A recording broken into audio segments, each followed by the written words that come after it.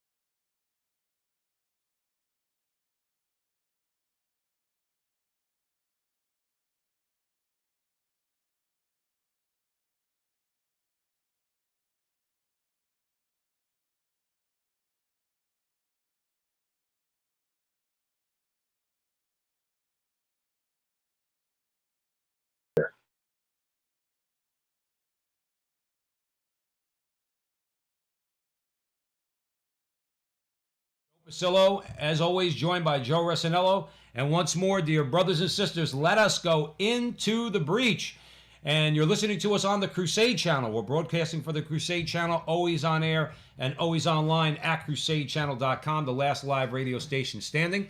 And remember, follow Joe and I on Facebook and follow us on YouTube. You can find us at the Frontline with Joe and Joe. And man, going into the last week of this decrepit, disgusting, evil freaking year. Well, there's no lack of things to talk about, and we're going to get into a few things tonight that we felt were worth talking about. And we're going to talk a little bit about, what's his name, Dave Portnoy. Yeah. All right, that guy's got a good video. We're going to show you that one. Okay, that dude's sick, but he's right up our alley. Okay, little bit of vulgarity, but that's okay, just a little bit. All right. Donald Trump gave a Christmas message. Sounded awfully Catholic to us, and we think it's worth showing you that video where it's he and Melania were wishing the nation a Merry Christmas and giving the reason for the season, as the saying goes. You got the left is all bent out of shape.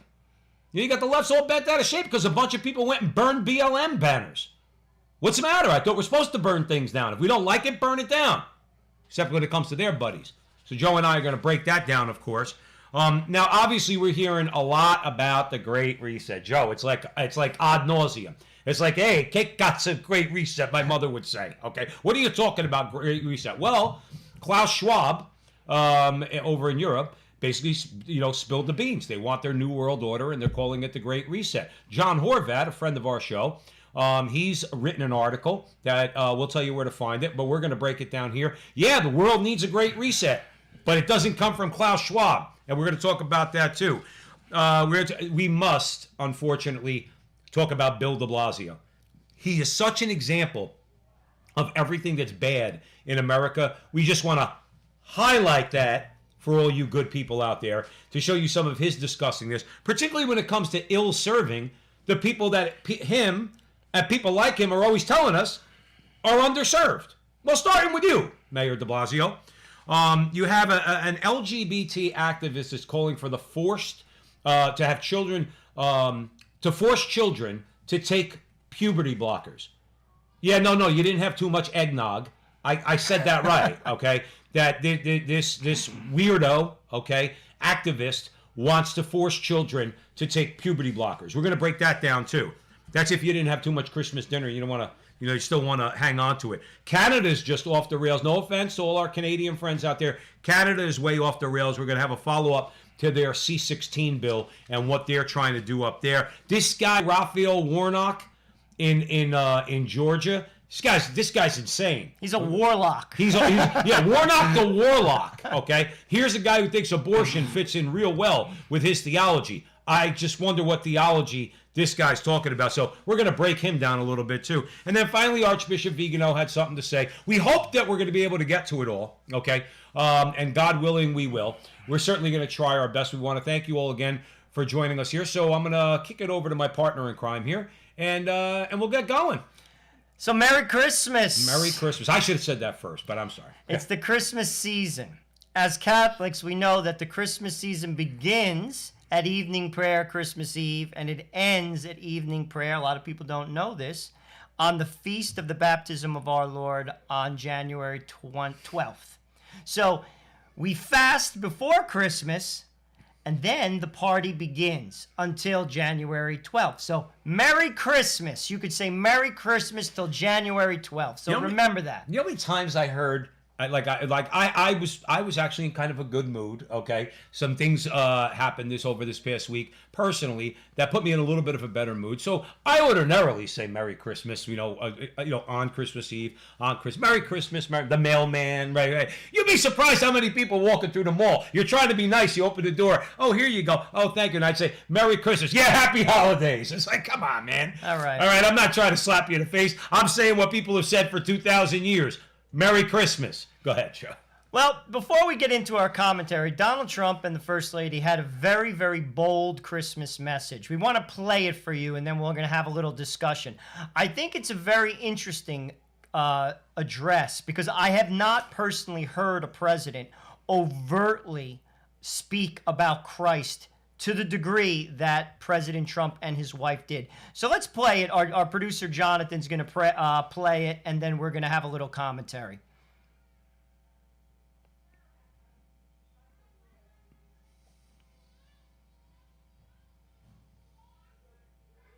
God for Greatest Miracle in Human History and Christmas Greeting. By Charlie Spiring on December 24, 2020. President Donald Trump and First Lady Melania Trump extended Christmas greetings to Americans in a video shared on social media.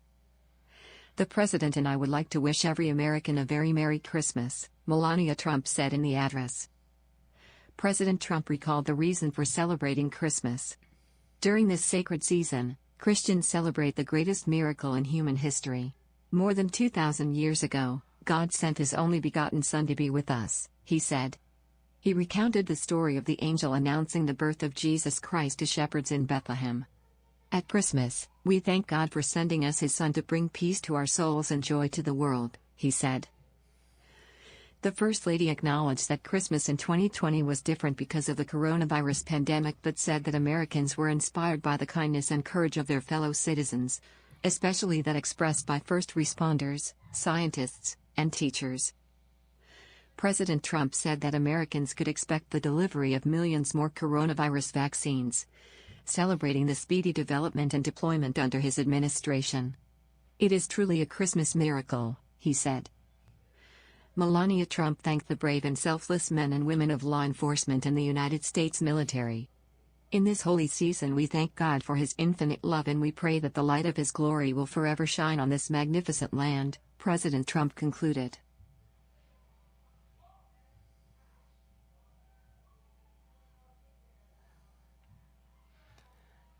So that was, I think, a very, very powerful address. I want to talk about a few excerpts, and then Joe and I will kind of comment. As you just heard what Donald Trump just had to say, he said, during this sacred season, Christians celebrate the greatest miracle in human history. More than 2,000 years ago, God sent His only begotten Son to be with us. At Christmas, we thank God for sending us His Son to bring peace to our souls and joy to the world. In this holy season, we thank God for His infinite love, and we pray that the light of His glory will forever shine on this magnificent land. Why do we highlight this? Because this is a Judeo-Christian nation. And we should not be ashamed about talking about Jesus Christ in it. Why are we ashamed to say this? Every single president of the United States should address the nation just like this. I'm going to say it again. We are a Judeo-Christian nation. Every state in the first sentence of their preamble mentions God. Why do we allow atheists to bully us? Why do we allow anyone who is not of the Judeo-Christian mindset to bully us? The beauty of America is this. I'm not forcing you to be a Christian or a Jewish person for that matter. You have every right to be a Muslim. You have every right to be an atheist. You have every right to be a Buddhist. You have every right to be a Hindu. But you do not have a right to say that I can't address this country in the fashion of a Christian, because this is the culture of America. While it's pluralistic, it is a Judeo-Christian nation. Just like if I go to Saudi Arabia, that is a Muslim nation. I will respect the fact that it's a Muslim nation, but I should have the God-given right to my own religion. We give that to you in America. But we're allowing other religions as well as atheists to bully us. We shouldn't allow it. I give credit to Donald Trump. This is how every president should address this country. This is the way it is. This is the American way. This is the country that was founded in 1776, and this is how it should stay. This will be a reason why, another example for them. Oh, look at how divisive he is. He's talking about that Jesus guy. That's what they'll do. Now, if you get, I've heard Dennis Prager say this, okay? Now, he's a sane person, okay? He's not an insane liberal, okay? Dennis Prager is obviously very conservative. Dennis Prager knows that Christmas is a Christian holiday. He knows that. He knows it's a Christian feast. Now, where I disagree with him, he says, but as an American Jew, he could celebrate Christmas because Christmas has become an American holiday. I respectfully disagree with that, okay? Christmas, and Christ is the reason for Christmas, not some American version of Christmas where we all hold hands. We could do that on 4th of July, okay? We do what we do on Christmas to celebrate the incarnation, God becoming man, the Word becoming flesh, okay? But Dennis Prager, I'm using him as an example. He's a tolerant guy. Dennis Prager's not going to turn around and say, take that nativity scene off the city hall, okay? He's not going to do that, okay? And I would dare say many other people of goodwill would not do that. They would say to you, all right, Joe, we get it. The country was founded on Judeo-Christian tradition. I'm not going to do anything to change that, but don't get in my way either. In which I would say, good for you. Okay, they're not the problem. They're not the problem. The problem are the secularists and the atheists, many of whom call themselves Muslims, many of whom call themselves Jews, many of them, unfortunately, who call themselves Christian. It's the secularists. Some are Catholic. Some are Catholic. But it's the secularists, and then alongside them, the atheists, who they want to try to convince America that the default position of America is secularism. Wrong. Wrong. It's not. I could be a very faithful Catholic, okay? I hope to be. I hope I am, all right? I could be a very faithful Catholic and still think that the Constitution is a great document that's worth living under as the law of the land, okay? There's nothing in the Constitution, to me, unless I missed it, that's immoral, okay? The problem is that people don't follow the Constitution. And when you're talking about atheists and secularists in particular, who want to do away with religion in the public square, they try to convince you that, no, the Constitution and your religion are mutually exclusive. The only legitimate worldview, if you want to be an American, is secularism. You can't be an outspoken Christian and be a judge and be a senator or be a member of the House, unless, of course, you say you believe in that religion, but you don't really practice it, a la Joe Biden, Nancy Pelosi, Raphael Warnock, who we're going to talk about later, calls himself Christian, thinks it's okay to kill babies in the womb. Raphael Warlock. Which is what he is. But I'm tired of this, and Joe's tired of it. They have been bullying us, people like Mikey Weinstein and people like him, the atheists and the secularists and the Freedom from Religion Foundation and all these groups. We're here to tell you, you better hope to God, whatever God or non-God you bend your knee to, okay? But you better pray we never gain power, okay? Or Joe and I never gain some influence. All right, we're trying to push back as best we could, but we're really going to push back once people start waking up in this country that you're the enemy. You atheists and you secularists and you Marxists, because we know what you're trying to do. And this is why you hate Donald Trump, because he came out and he said, we're celebrating the incarnation of God. God coming into the world in the person of Jesus Christ. And they can't stand it. They can't stand it. But it's not who the country, it's not what the country is about. This, you notice, they swear in on a Bible. You know, this is the way it is. It's a Judeo-Christian nation, one nation under God. We shouldn't be ashamed of it. And nor should we allow people to take that away from us. I promise you, I will allow you to be an atheist. but you will not take away my right to be a Catholic and to be Catholic in the public square. I'm going to fight you tooth and nail on it. And frankly, that's what the country was founded upon. That's the value system that this country was founded upon, the laws that were founded upon. Have we done it perfectly? No. Could we do it better? Yes. However, we are one nation under God. God bless Donald Trump for saying it. I give him all the credit in the world. It was a fantastic Christmas message. Right, and that's exactly right. And listen, the supposed faithful Catholic Joe Biden, he's not going to do what Donald Trump did. He's not going to get out there with Melania, his Catholic wife. Okay, and I'm tired of people judging them all the time. Okay, like in other words, as though she's less of a Catholic.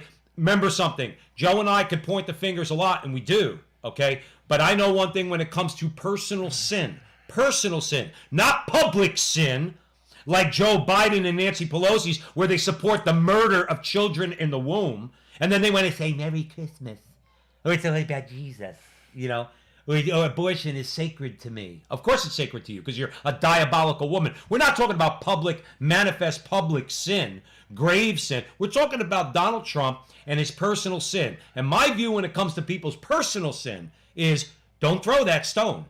I can't throw any stones at Donald Trump. Yeah, he is married 3 times. Yes, he was a philanderer in his life, okay? And I pray that he comes into the Catholic Church and goes to confession and marries Melania in the Catholic Church. I pray for that. I absolutely do. But I'm not going to judge him on his sin. Who the hell are you or anybody else to judge him on being an adulterer? Same people that watch porn when sitting in their mother's basement, okay? Or all sorts of things that we all do, and we fall into personal sin. Stop judging the guy on personal sin, because if by that standard you could judge any one of us. None of us are without sin. St. John tells us that. We all have sin.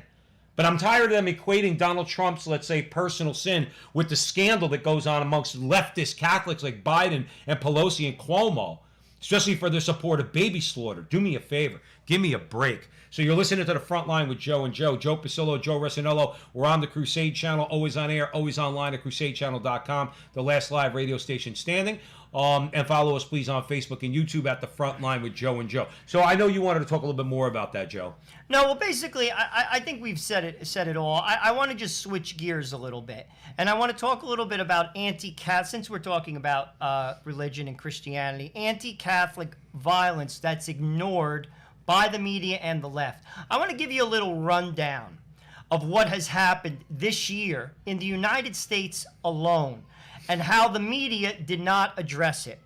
In June, the Catholic Basilica of St. Mary's in Minneapolis was set on fire.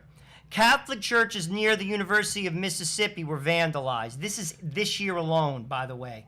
The Cathedral Basilica of the Immaculate Conception in Denver was trashed.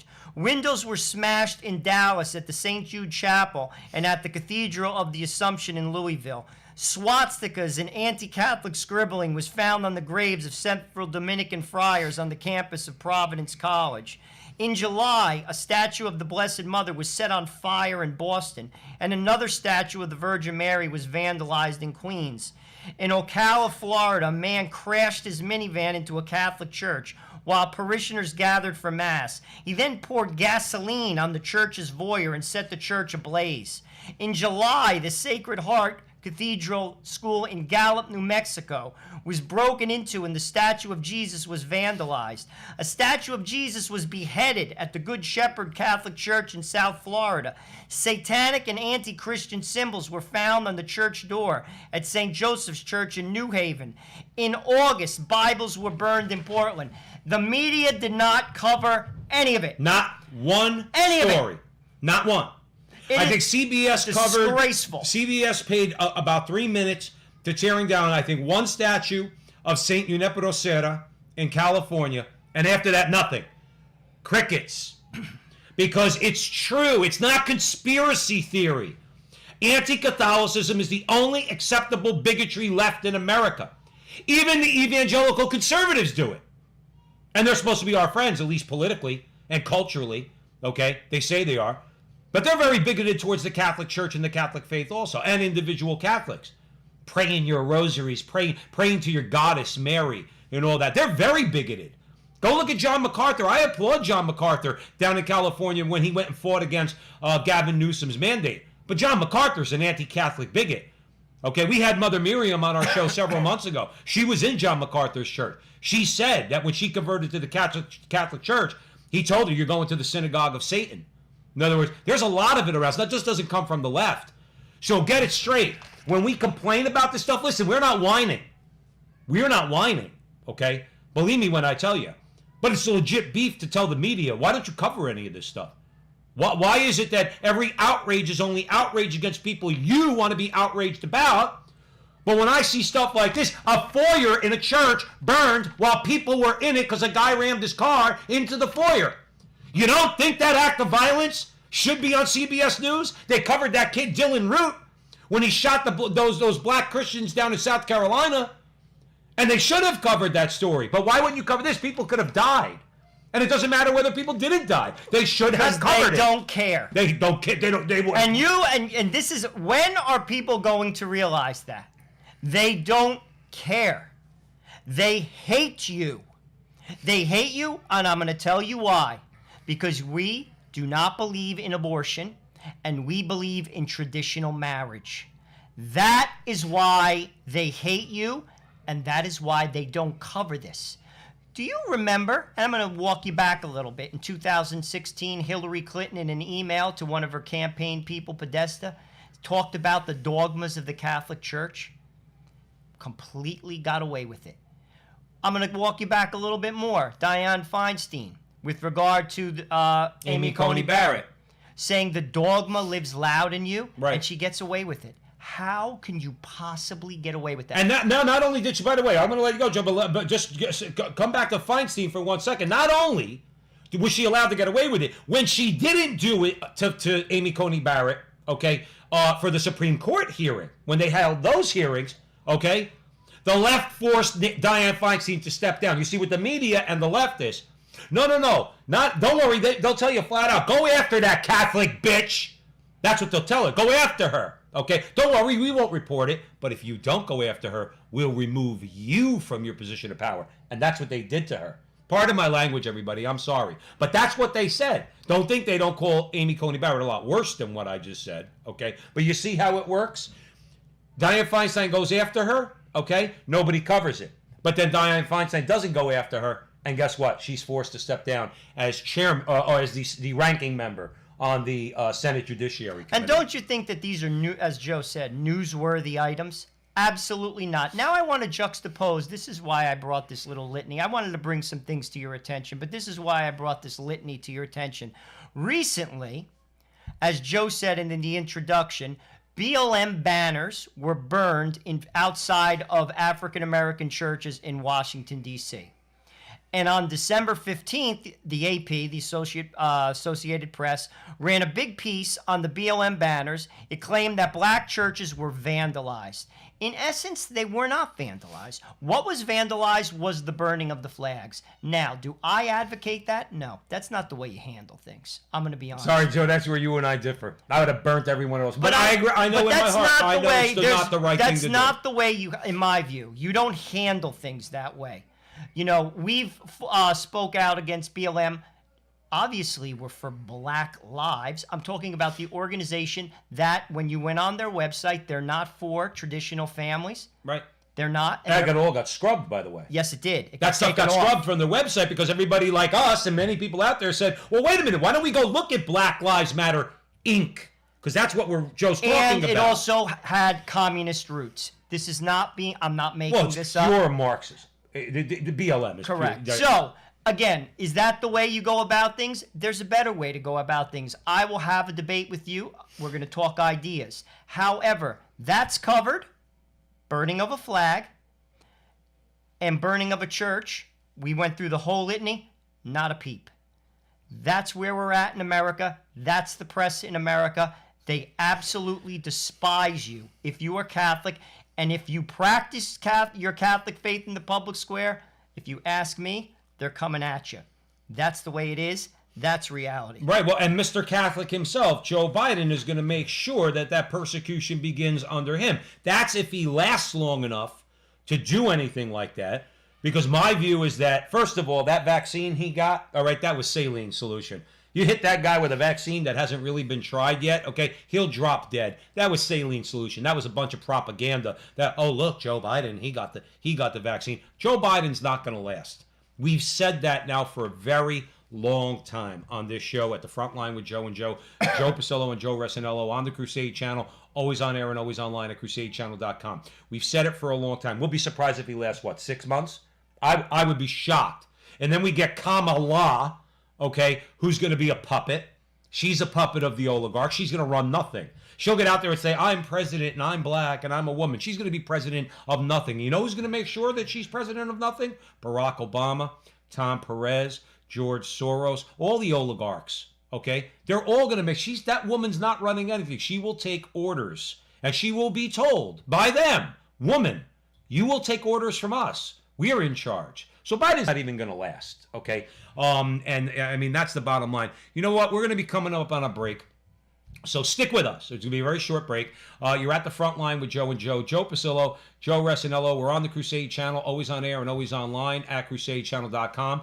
The last live radio station standing. You can follow us on Facebook and YouTube. Please like, subscribe, share our videos and our interviews that are up there. And like I said, we're going to take a very short break. Stick around because when we come back, we're going to talk about the Barstool guy. Barstool guy's awesome. He is. Wait till you see this video. You'll love him. So stick around.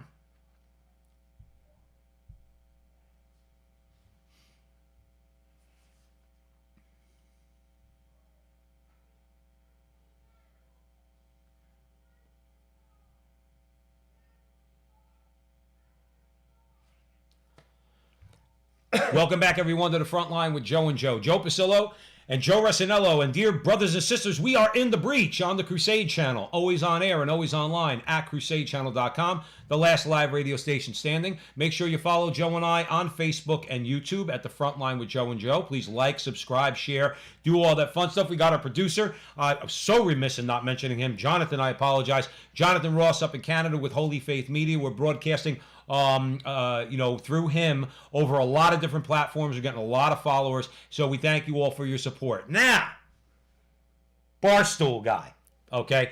It's got a couple of curses in there, okay? So, but we're gonna play the clip. It's about 3 minutes, okay? But it's worth it. It's worth it. This guy has been watching the front line with Joe and Joe. If he isn't, he should. If he isn't, he should be, okay?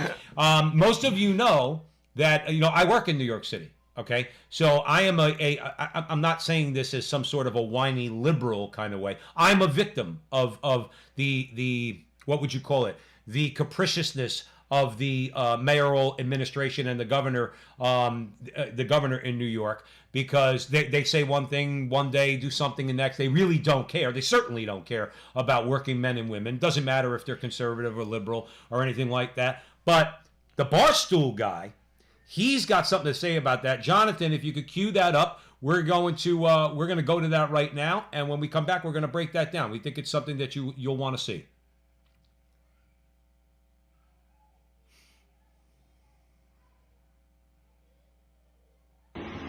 Okay, I gotta do this rant. I've done it a bunch. I can't believe it. I have to do it again. But New York City just closed indoor dining.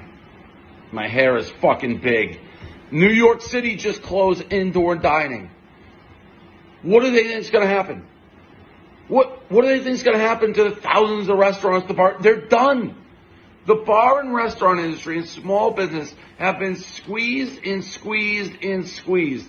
And they've tried everything. They've been as creative as possible. You get the outdoor dining, these structures, they've had to build on their own dime. You have the glass in between the masks. You've had the 6 feet of separation, fewer tables. They've been as creative as you can be to save their livelihoods, to save what they've spent decades of blood, sweat, and tears building. They've done whatever. They've scratched and clawed. And now a few politicians in New York City's like, you're done. We're shutting it down. No indoor dining. How do you expect these people to survive? What are people going to go out to dinner now in ice cold temperatures? It's insanity. And this isn't about corona or how dangerous and the hospital isn't rising. It's not. Listen, the vaccine is right around the corner. If you're health impaired, you're afraid of it, you're old, don't go out. Stay inside for 3 months. The vaccine is coming. But let people decide. I can't believe in this country what I consider the most basic right of them all, the right to earn a living, the right to earn a livelihood, is now being stolen. It is being stolen by a few politicians who believe they are smarter than me and you. They believe they have the right to tell me and you how to live our lives. Something you could never imagine. Basic freedoms they are stealing. And I'm not oversaying it. They are stealing it. And they're saying they're protecting us. Let us protect ourselves. You're not protecting a family that you just destroyed. These people aren't getting their livelihoods back. As I've said a million times, if I start Barstool and I worked my dick to the bone for a decade and I got right to the point of making it and you pulled the plug without me having the chance, I would rather die. And I don't even think people are dying when they're wearing masks. People are aware of corona. They're being careful.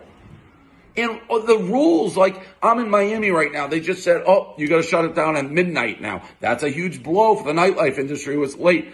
I can drive 25 minutes and go out in the county next door. I can go to Tampa. That's the thing. It's not even uniform. You can go to a different country. You can do whatever. Some politicians are like, oh, I'm smarter than that guy, or I'm going to tell this person how to live. There's no uniformity. And by the way, all you brilliant politicians say no indoor dining, no going out curfews.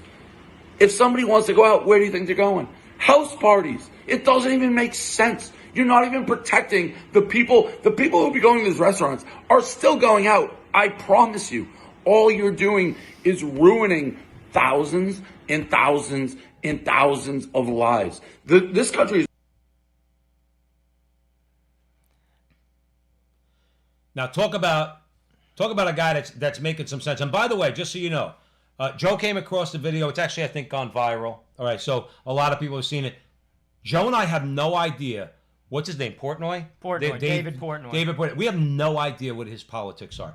We have no idea if he's a Trump supporter or a Biden supporter. We don't know if he's Catholic or Jewish. We don't know if he's an atheist. We don't know anything. One thing we know about that dude, okay, is that in this current situation with this COVID, especially given de Blasio and all the things that he's doing, this guy gets it. And Joe wants to break that down. Well, basically, just to throw, he's talking about restaurants, obviously. Just to throw a little fun fact at you.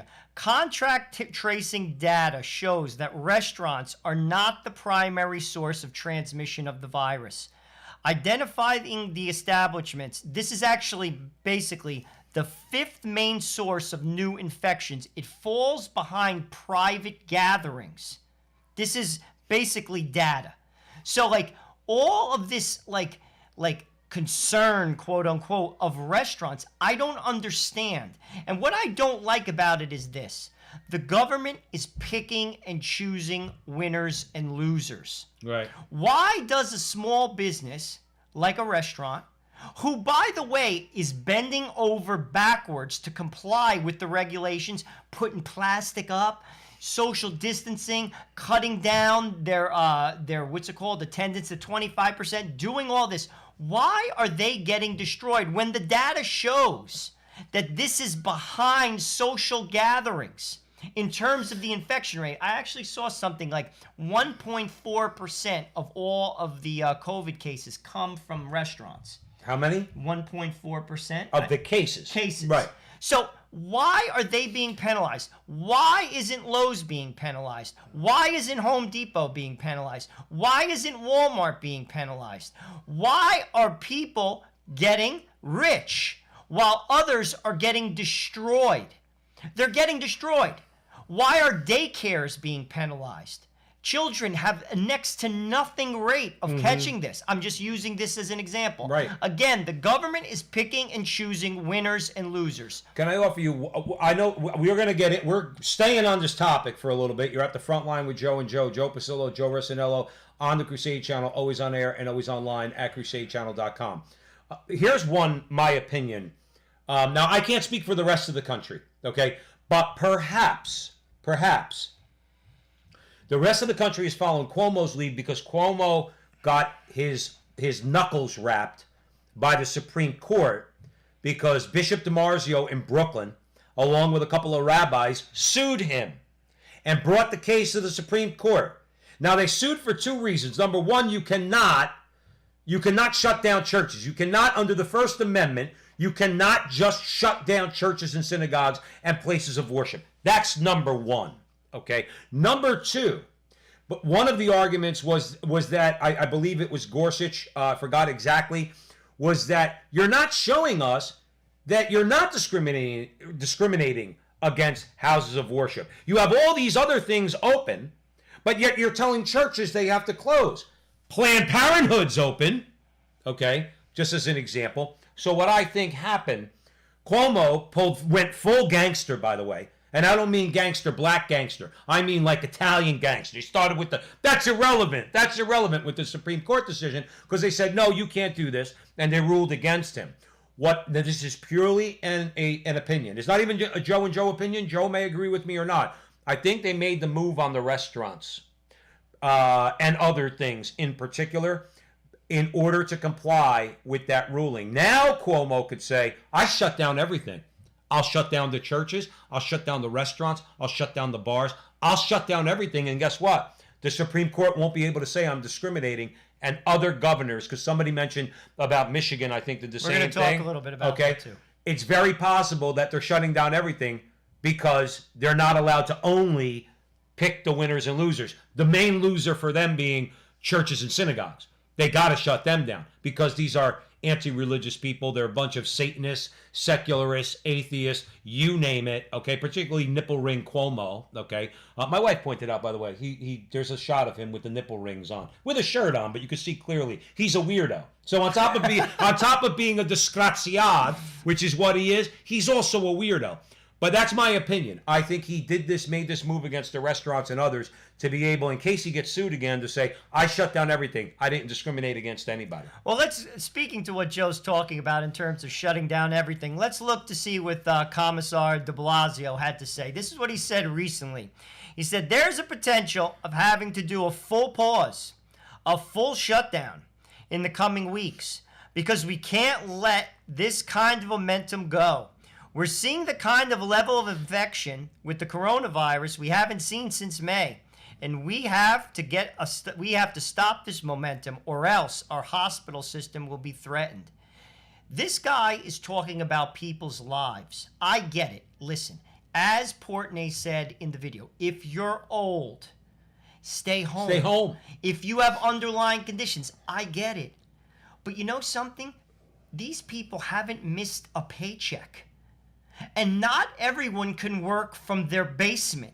Right. You see, a lot of the people who are making these decisions can work from home remotely. And the fact is, Joe, they don't work like in the same sense that we work.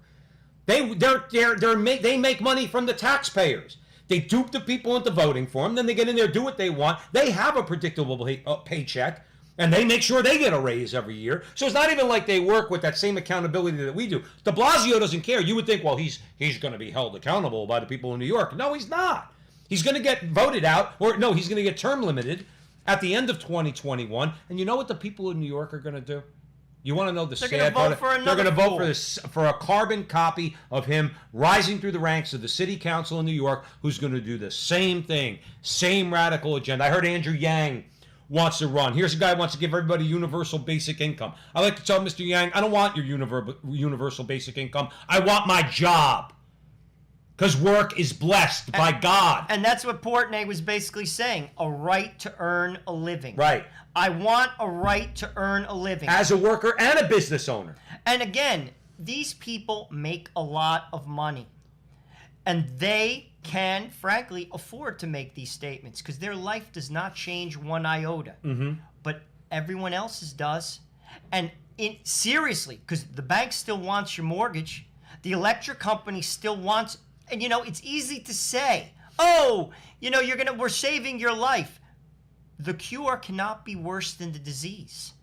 This is not common sense, and frankly, it's unacceptable. Portnoy said it perfectly, and that's why we played the video. He's 100% correct. People have to be able to provide for themselves. You cannot take away people's livelihoods. You can't. You might as well, as he said, you might as well kill them. But isn't that true? Like, one of the things that's bothered me so much during COVID. Now, just as a quick backdrop for those of you who've never seen us before at the Frontline with Joe and Joe Pasillo, Joe Resinello, I was laid off for about 3.5 months. Okay. Now, I did get unemployment. Okay, and I got the federal kicker with that. And then we were able to open up in a limited degree come July. So I had a fairly not a great situation, but not a horrible one. There's a lot of people in America suffered a lot more than I did and are still suffering.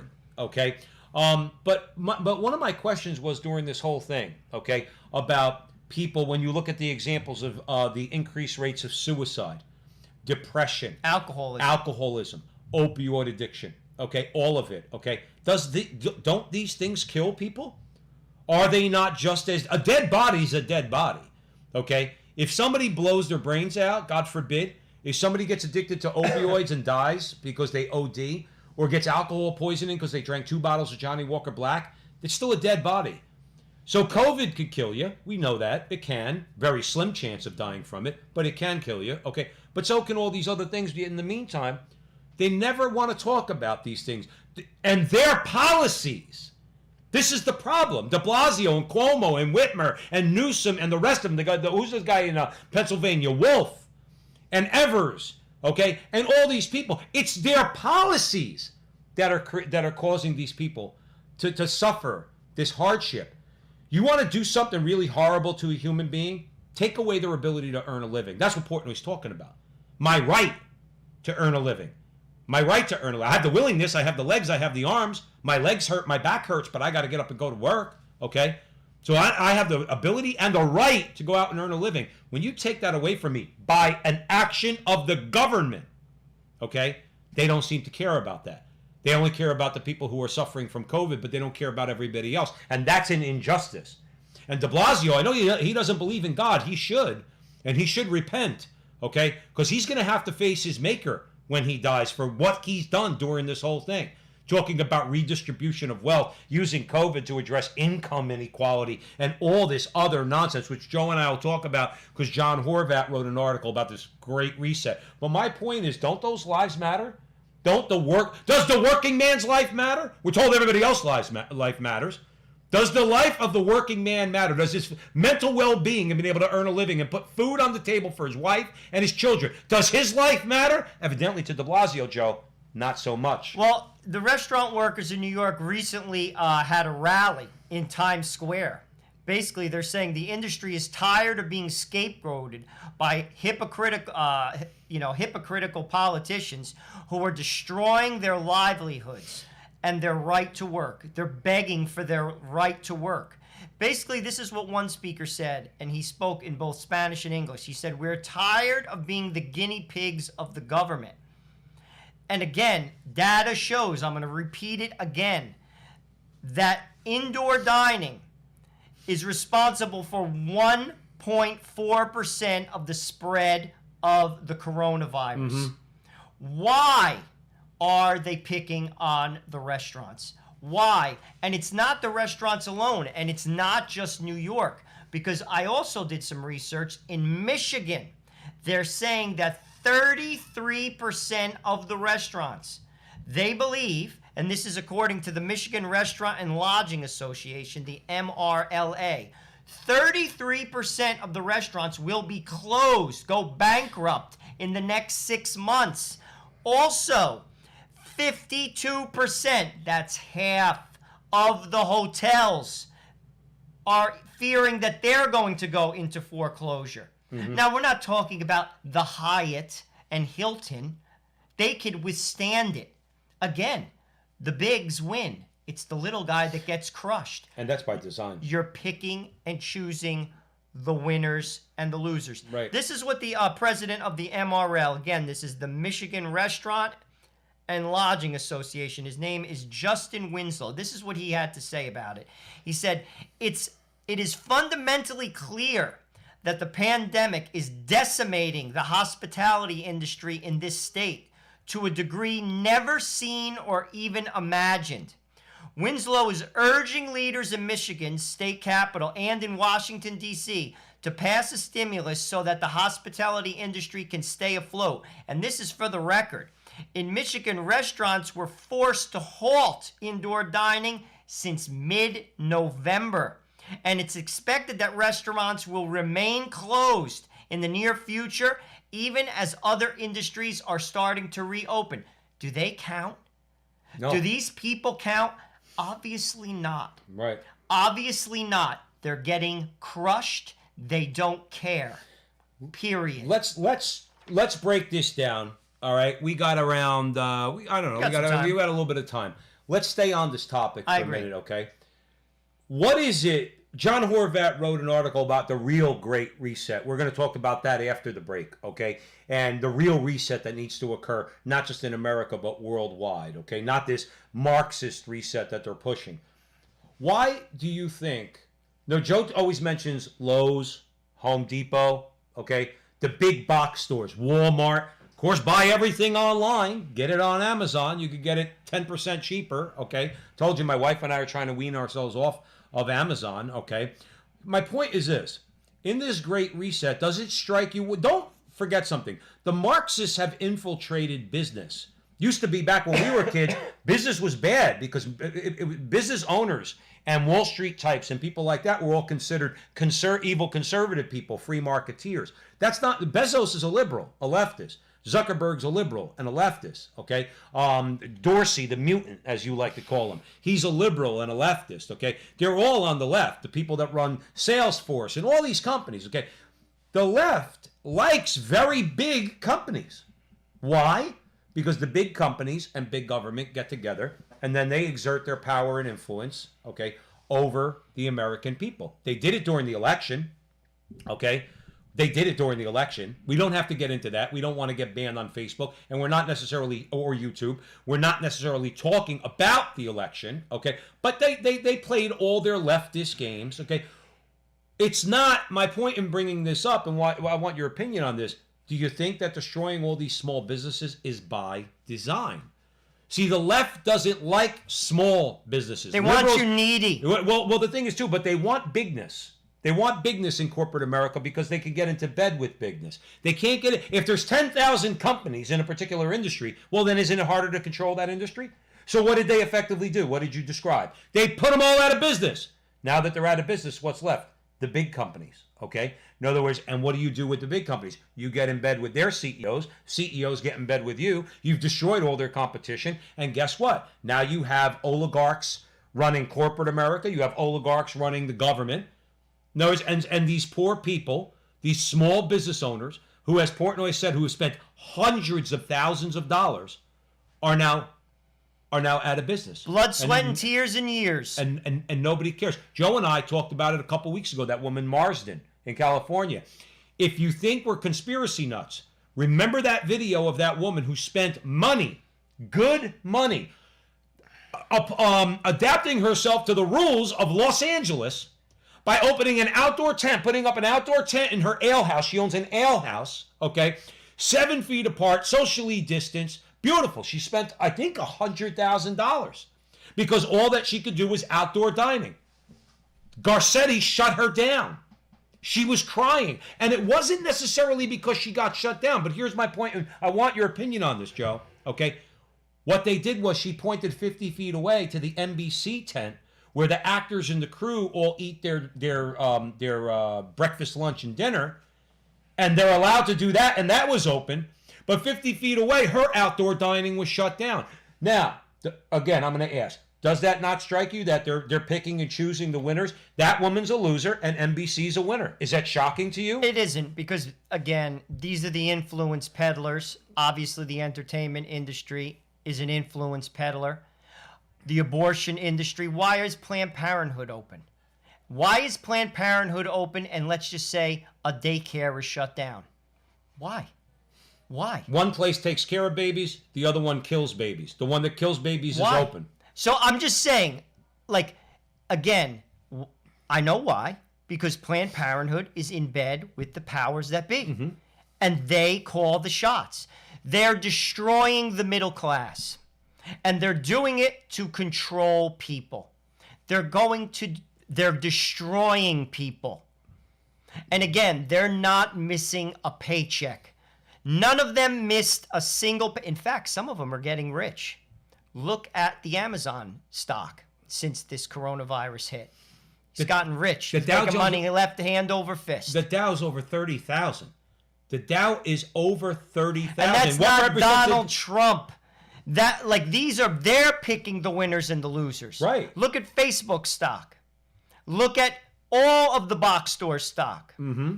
And then talk about the small business owner. Crushed. Right. And it's by design. Because small business owners tend to complain. You know what I mean? You tax a rich guy. Guy owns, now again, rich people don't want to pay more taxes. But if you tax them a couple of percent and then you give them some backdoor loopholes and things like that, they'll get in bed with you. You do something to a small business person, what power do they have? They don't have any power. And they could sweat listen, you talk about 50% of the hotels that are potentially going to go under bankrupt, basically have to declare bankruptcy in Michigan. Hilton can sweat 3-4 years of bad years. They're not going anywhere. Right. Do you think Marriott's closing down? Mm-hmm. But say you own 2-3 hotels in Michigan, boutique hotels, you're done. You're done. And you're not getting any money. You're not getting any bailout. You're not getting any what was it? PPP. What was it? What was the small business assistance and all? You're getting none of it. You're out of business. That's the message from the oligarchs. If you have a small business, you're out of business. So you're listening to the Frontline with Joe and Joe. We're going to take a short break. We are on the Crusade channel, always on air and always online at crusadechannel.com, the last live radio station standing. Please follow Joe and I on Facebook and YouTube at the Frontline with Joe and Joe. Like, subscribe, share, do all that fun stuff. Please follow also Holy Faith Media. Our buddy Jonathan Ross, who produces our show up in Canada, he's got a great channel at Holy Faith Media. So it's not just Frontline with Joe and Joe, but a lot of other great content. So stick around because we're going to talk about a great reset, but it ain't the great reset that the left is talking about. So stick around. We'll see you in a little bit.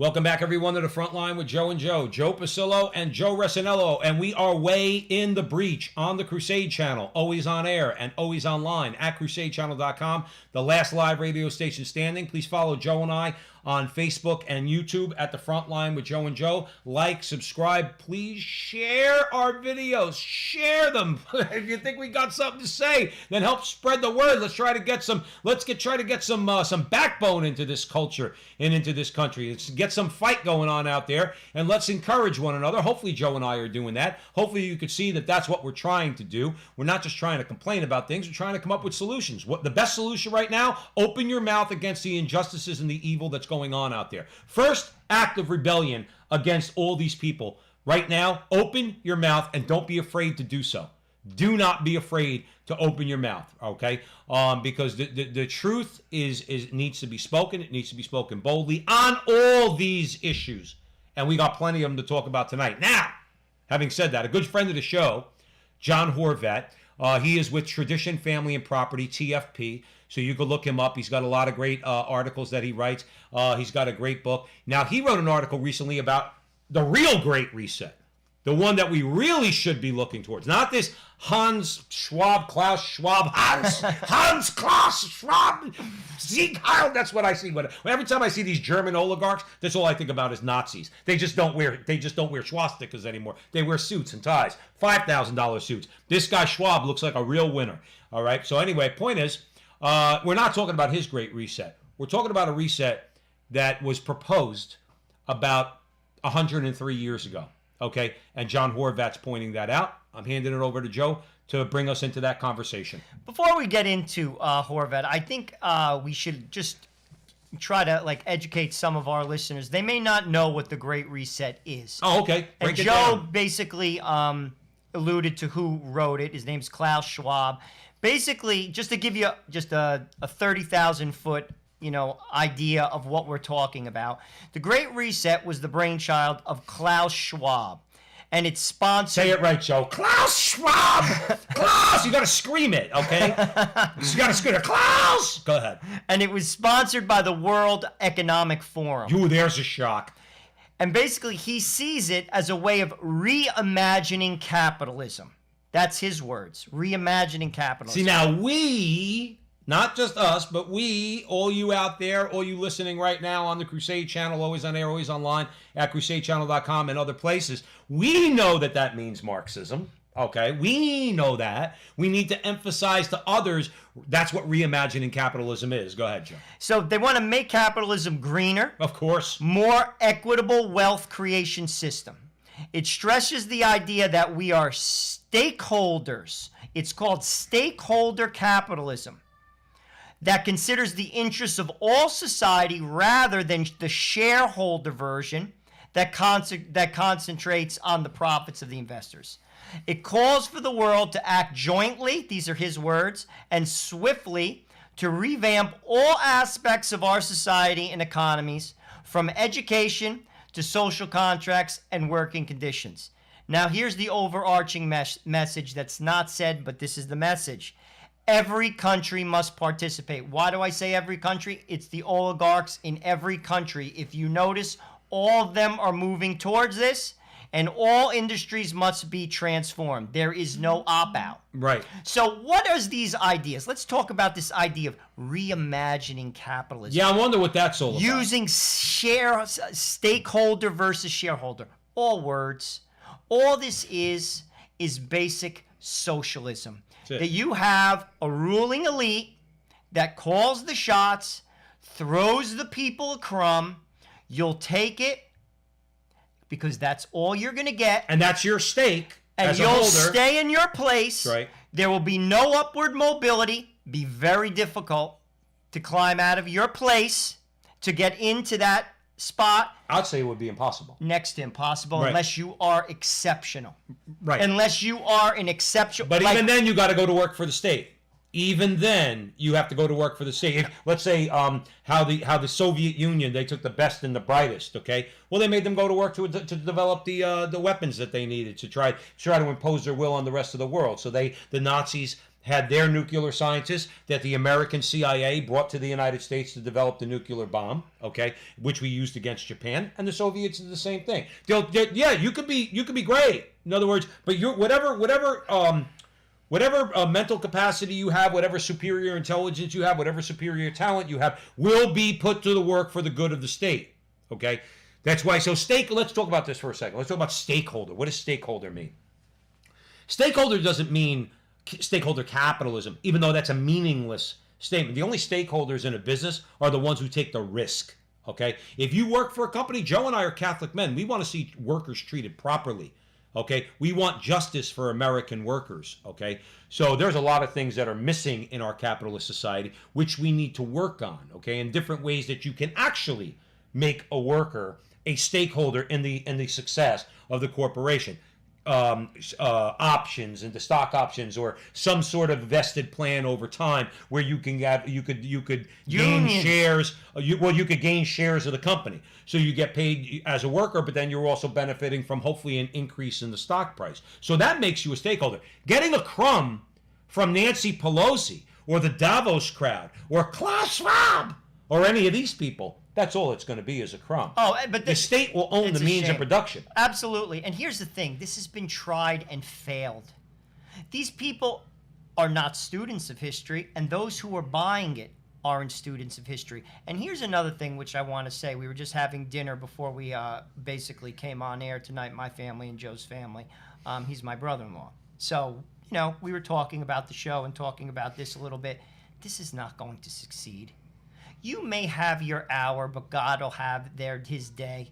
You're not going to succeed. You may succeed for a while. It's been tried. This has been tried, and it has failed, and it will fail again. Yet people just go along. It's actually sad. Mm-hmm. It is sad. It is. But this is the direction that the world is going in. It is going to crush the average man.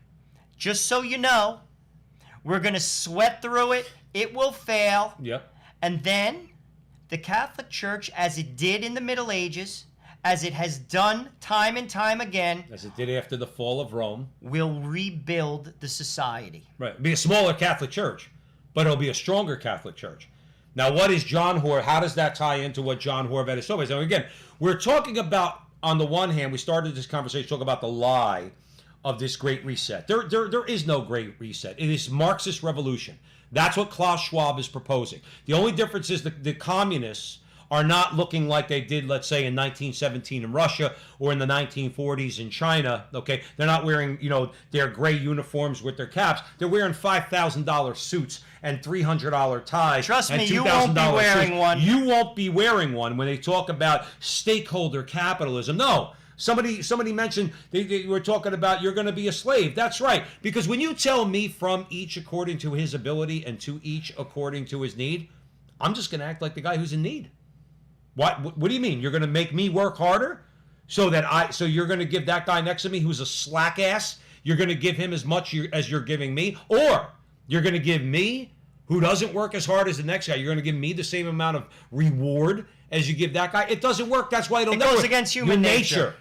Because when you work, even God says, you will eat your bread through the sweat of your brow, but the bread belongs to you. Because you worked for it. A couple points. I can remember during the big tech boom, this was at the turn of the 21st century, tech stocks were hitting, incredible highs on the market. A good friend of mine got a job in San Francisco working in internet advertising, and I remember being at a party out there, and I was talking to this guy who was from Sweden. And everyone always points to Sweden, these people. They love it. They think it's like paradise. And I remember talking to this guy, and he basically said he moved to San Francisco because he was like an IT guy, and that's where you're going to make money. Mm-hmm. And he basically said there was a point in Sweden, if you made a certain amount of money, I'm just going to use a round number, say $100,000, okay? If you made any more than $100,000, you're still going to make as much as the guy that makes, say, $85,000 by the tax structure. So he's basically saying there's no incentive to work harder than that. If you're the average guy, this is not the guy that's running the company. This is the worker. So where did he go? Mm-hmm. He went to San Francisco. Why? Because he wanted to make money. Now, with regard to capitalism can be violent. Unfettered capitalism is not a successful business model for a nation. Pope John Paul II said that very clearly when Poland, communism fell. He said, beware of capitalism. And he's right. However, what he did say that works is capitalism with moral boundaries. That's why God has to be in a society. That's why you have to form people properly. Mm-hmm. That means young people in schools. That means having sound families. What does that mean? And the Jesuits, when they started their schools, and they're still good Jesuits, there is a lot of bad stuff going on, sadly, in that order. There are still good Jesuits. And the model of the Jesuit order, when it was founded, was this: I will influence the influencers. What does that mean? I will set up schools. They will be rigorous. And I will influence the kids that go to those schools. And then when they go out into the world and they influence others, they will bring with them virtue. And you will establish a system that is capitalism with moral boundaries. That is the winning ticket. Of course it is. That is the winning ticket. And conservatives need to get that through their head. Because Joe and I have said on this show, we've been doing this 2 years, okay, at the Frontline with Joe and Joe Pasillo and Joe Resinello on the Crusade Channel, always on air and always online at crusadechannel.com, the last live radio station standing. Please follow Joe and I on Facebook and YouTube at the Frontline with Joe and like, subscribe, and share. Now, we've been saying this for 2 years. Conservatives are going to have as much of a problem with what we're saying as the left will. Why? Because conservatives, not all, but many, they bow at the altar of the free market. The free market is not God. The free market is good. It is a good, okay? And it is certainly useful. It has certainly been the engine by which most people, okay, in human history have been raised out of poverty. But it is not a God to be worshipped. And it is not infallible. And that's what we got to get through their head. We've described it on our show this way. We need to convince people, especially conservatives, we don't need the Michael Corleone attitude. Well, it's not personal, it's just business. That whole notion's got to be ditched. And conservatives need to get it through their head. We need capitalism. It is a good system. Private property is respected. Contracts are respected. We understand it. We agree with it. But like Joe said, it's got to have moral boundaries. There's many examples where the capitalist acts immorally, or at least amorally, in making decisions that are solely based on either economic growth or the bottom line. But you can't do that when you're dealing with people. The good of the other human being, let's say that your decision may affect, has to be a factor for you. Has to be a factor for you, okay? If you want to consider yourself a moral human being. And the problem is we detach that part of our activity, of human activity, our business and economic activity, from the moral law. And we cannot do that. do it. Because and by the way, I'm sorry, Joe, but that gives the socialists and the communists the fuel that they need to go after us and our capitalist system. Because they point to an injustice, and a lot of times Joe and I say, listen, Bernie Sanders is not off his rocker, okay? He diagnoses the problems, many problems, not all, many problems correctly. It's not that. The problem is his solutions suck because he's a socialist. See, we want free market solutions, and yes, sometimes we want government action to tell some corporations sometimes, listen, you can't do that. We all applaud it when we want them to go after all the big tech companies, don't we? That are stifling free speech, am I right? There's a lot of conservatives, Joe, that are against that. Why are they against that? They're against that because, you can't intrude into the free market. Oh, so Zuckerberg gets to do what he wants? The mutant Dorsey, he gets to do what he wants? Pinshy over at Google, he gets to do what he wants? They just get to do what they want. Conservatives are going to applaud that, say, well, that's the free market. Not the free market we want. Not the free market we want. And again, those who've been given much, if you are a Christian, those who've been given much, much is expected. That's in the gospel. Now, why do we want to influence the influencers? Listen, we all know life isn't fair. We all get a hand to play. Some people, frankly, have different gifts. Some people, frankly, are very analytical. Some people are gifted in business. Some people are gifted in athletics. Some people are frankly gifted by being born into wealthy families. Now, what does the Christian edict teach? It teaches just what I said. Those who have been given much, much is expected. If that is ingrained in you as a child, in your house, in your schools, you have a great responsibility. Christ says this in Scripture. What's the story in the gospel? One man is given 10 coins, one is given 5, and one is given 1. Isn't that the way life is? Some people are very gifted, and some aren't. But you have a responsibility to them if you are gifted, and God will hold you to it. I'm going to repeat that again. God will hold you to it. And he will. And this is where the unfettered capitalism in countries like America go wrong. People say, oh, I'm smart. I got into med school. I did it all on my own. Really? Really? Didn't God give you that intelligence? I'm not smart enough to go to med school. You are. Mm-hmm. So you have a responsibility, but I am not giving that responsibility to the state. Right. I have the responsibility to live modestly, to take care of my family, and to take care of my community and others. Why? Because those who have been given much, much is expected. Mm-hmm. You see, that is the Christian edict of capitalism. That's where it works. Right. And I will say this, and this is an undeniable statement. If anybody wants to say, okay, chime in and say that this is a false statement, or challenge it in any way, go right ahead. If we operated according to the 10 Commandments and the teachings of Jesus Christ and his church in areas involving all human activity, particularly economic activity, economic and business activity, okay, there wouldn't be suffering people shooting up heroin on the streets of Philadelphia, okay? As we interviewed Michael Grogan, the video of which will be up over the next couple of days, okay, who's on the streets of Philadelphia, who's trying to help the poor. So he's a good Catholic man. But that, I just bring that up for the reason to say there wouldn't be poor people laying on the street or doing what they do in New York City and California, where they're doing some bodily things, literally on the street. There wouldn't be hungry people. There wouldn't be a need for government to need to do all these things as far as social programs. There'd be no need for it. There would not be any need for it if we actually followed as human beings the laws of God.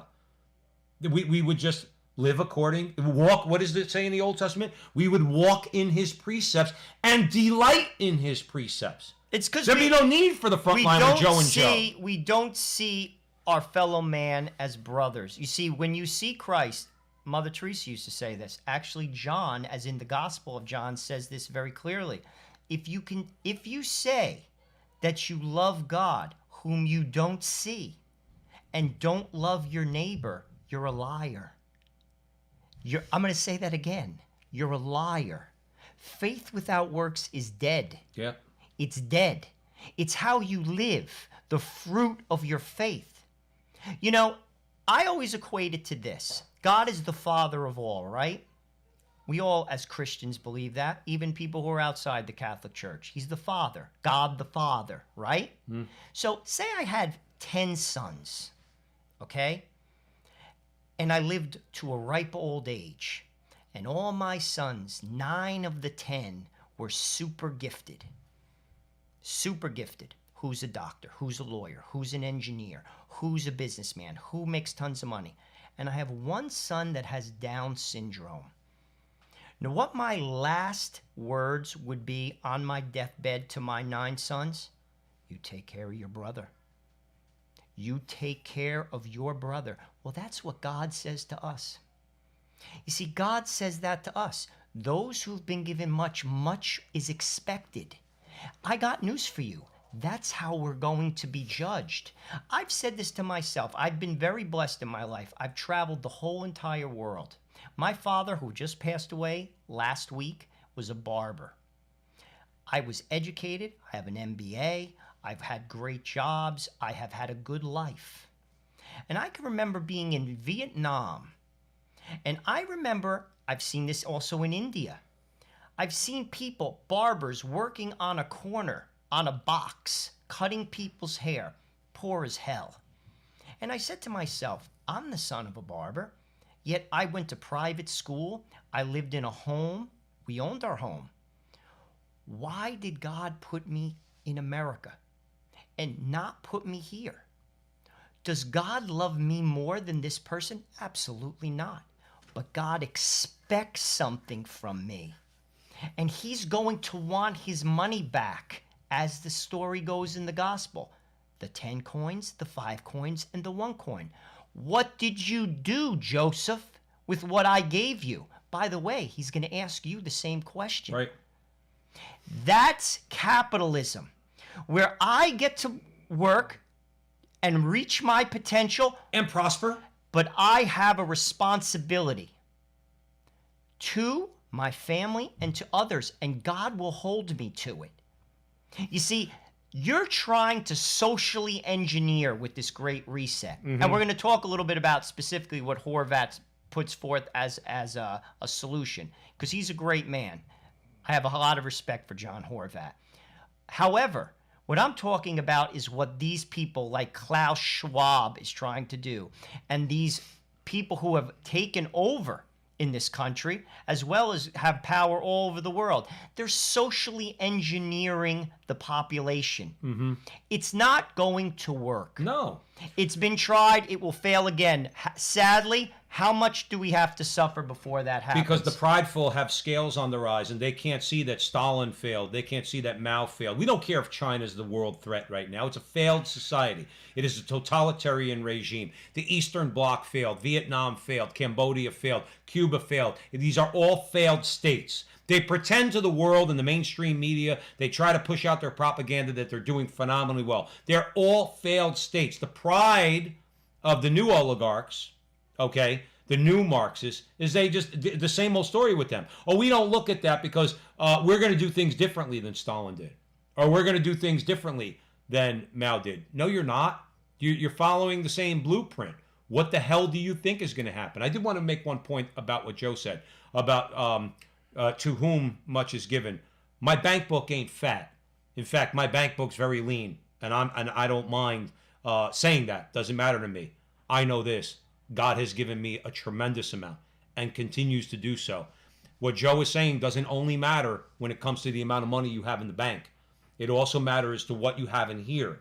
God has given us tremendous, tremendous passion in here to proclaim the truth, to proclaim it boldly, to speak out against the evils out there. Many, many gifts going on here. Many, many gifts God is giving to you too. Might not come in the form of a financial gift, okay, or prosperity in that way, but God has given us a lot. If you have this computer, in other words, where you could listen to us or watch us, okay, then you know that God, you're not suffering, okay? You're actually living your life. But remember, God has given you much. The biggest thing he gave us is the ability to speak. And he expects us to speak the truth. That's one thing we all have. In other words, that doesn't require $1 million in the bank or anywhere near it to get up and get in the face of the oligarchs and say, absolutely not. We don't want what you're selling. You're not going to teach my 5-year-old son that he could be my 5-year-old daughter. I'm not going to let you teach my 12-year-old daughter that she should demand to go on birth control so she could go out and have sex. We're not allowing that. We're not allowing, as we said in an earlier segment, the secularists to run rampant over our nation in every institution in our country, particularly academia, okay? We're not allowing it. We're fighting back. We're pushing back, okay? And figuratively speaking, we're punching back. Now, we're not violent men and we don't advocate that. The greatest revolutionary act you can commit right now is to do what we are doing and many others out there. Open your mouth about the evil that we're facing. That's the best thing we could do. So we're going to pick this up because John Horvat's got a little something to say about the real Great Reset. And this has been a great conversation so far. You're listening to The Frontline with Joe and Joe. Joe Pasillo and Joe Resinello on the Crusade Channel in the breach. Always on air and always online at crusadechannel.com, the last live radio station standing. Follow Joe and I on Facebook and YouTube at The Frontline with Joe and Joe. Like, subscribe, share, do all that fun stuff. And you can follow us also on Holy Faith Media. So you can like, subscribe, and share on Facebook and YouTube for Holy Faith Media. And stick around. Like I said, the conversation is only going to get better from here. So we'll see you in a little bit.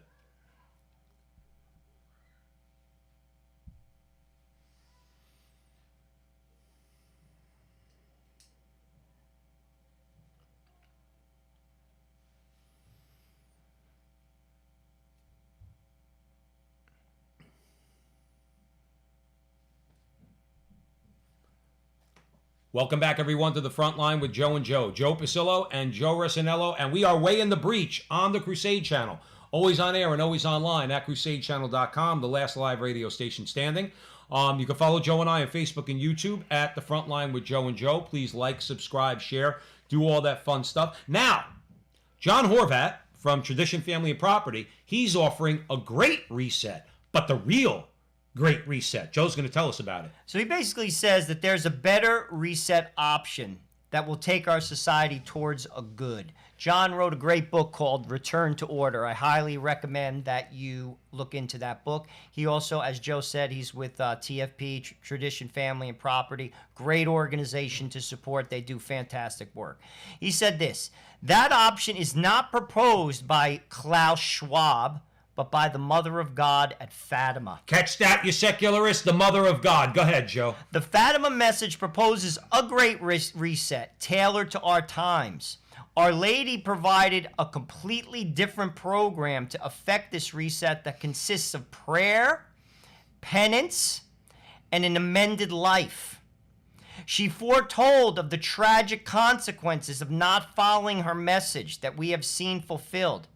Yet worse things are to come if we continue to disregard the message. Keep this in mind. This is factual. You could find this in a secular paper in Portugal. Our Lady validated her message with a great miracle in which the sun danced in the sky before 70,000 people. And they weren't only 70,000 Catholics. There were plenty of skeptics, atheists, the whole 9 yards. Go ahead, Joe. And she proved that she had the wherewithal to make great changes if people would only listen. Isn't that what Our Lady said? Listen to him. Didn't she say that at the Feast of the Wedding of Cana? Isn't that what was said when Christ transfigured in front of John, James, and Peter? This is my beloved Son. This is what God said. Listen to him. Christ is the answer. I'm going to say that again. Christ is the answer. And the Catholic Church, the sacraments, are the medicine. You see, a lot of times people point to the flaws of the church. The teachings of the church are not flawed. The people in it are, including me. I am flawed. Me too. That's why I am Catholic. Because the sacraments are the medicine. Christ came, he died, and he rose from the dead to save us. But then he left us his church and his sacraments and his mother to help us.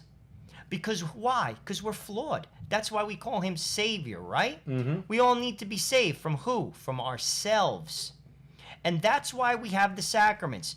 We fail, we go to confession. And then we have the Eucharist, which is called viaticum. What does that mean in Latin? It means food for the journey. And then we have Our Lady to pray the rosary, right? We need her. She's the umbilical cord, tied to God directly. No one knows the Son except the mother, totally, completely, because she was pure. So we go to the mother to help us understand the Son. And if you do those things, you will never get off the road. Mm-hmm. 3 things if you do. You live a sacramental life. You go to church every day, every week, and receive the Eucharist in the state of grace. You go to confession once a month. That's what Fulton Sheen said. That's what Padre Pio recommended, and that's what St. John John Paul II recommended. And you pray the rosary every day. These are free. Right. If you do those things, you'll never get off the road. Right. Prayer, penance, Eucharist. I mean, those. Again, I'm not a theologian. And I think that it's really good that especially when we're talking about the faith, we emphasize to people. Here's what I could do as a Catholic, that I don't have to worry about all the deep, and they are deep, and I love the teachings of the Catholic Church. I like reading about them. I want to know more about them. I want to deepen my faith. But I know this: if I live a life according to the precepts of the Catholic Church, if I read Scripture and I understand, and we all understand the restrictions, yes, call them restrictions, those things we shall not do according to the 10 Commandments, and we listen to the teachings of Jesus, and I practice nothing but prayer every day, go to confession at least, once a month, or when you're in a state of mortal sin, God forbid, or at least once a month, go confess your venial sins, go get that grace. Well, let me just say why it's important to go every month, even if you're not in a state of mortal sin, because it keeps you accountable and you grow in virtue. You see, we're to grow in virtue, right? Because here's another misconception. No one goes to heaven until you're perfect. That's why there's purgatory. So the idea is you purify yourself while you're here. So you go to confession. And here's the thing about confession. Not only are your sins forgiven, because you confess them, you're sorry, that's a teaching of the church, but God gives you the grace to overcome your sins. And we all need that. Because it's like salve. He puts it on our wounds. Sins wound us. That's why we have to go regularly. It's a practice that's forgotten in many Catholic churches. Listen, we need to go to confession because we're sinners. We're sinners. Right. And when we do, a load is taken off of our backs. When I go to confession, I feel good. I leave. I feel good. And you know something? If you're afraid to go to confession and you hear my voice, you know what I do? There's always one sin that I'm ashamed of when I go to confession. Maybe I was a little harsh on one of my kids, or maybe I said something I should not have to one of my kids, and I feel very bad. I confess that first. Know why? Because it's the devil and pride that's saying, don't confess that. I say it first. And then it's out of the way. This is how we grow in holiness. This is how we get closer to God. And when we're closer to God, we feel joy. And joy is attractive. People do not want dour Catholics. They're not interested in them. You're not going to join a club with people who are somber and dour. People want joy, true joy. We had an interview with Chris Stefanik that talked about this. He's spot on. You should check it out. It's on our YouTube it's on our page. People are interested in joy, and confession brings joy to the soul. And if, by the way, if you can't find a parish that offers confession more than just 1 hour on Saturdays, then quite frankly, find a new parish. Okay? Now, I'll give you an example here in New Jersey, where we're at. Now, my wife and I changed parishes, but because of the COVID, okay, it's a very good parish, okay. They usually had confession before Mass. Right now, they're not doing that, okay. But I can make an appointment anytime I want to go to confession. But I will say this. But there is also, you see, we have to take responsibility. We have to go out. We have to seek out, okay. There is a beautiful monastery over in Clifton, Holy Face Monastery, okay? Clifton, New Jersey, for those of you who are in our area. If your parish only has confession an hour on Saturday afternoon, or the priest rolls his eyes when you say, Father, I need confession. He goes, I don't have time right now. And you're tired of that, and it happens, okay? Well, I'm only using Holy Face as an example. They have confessions from 2 to 5 days a week, Tuesday through Saturday.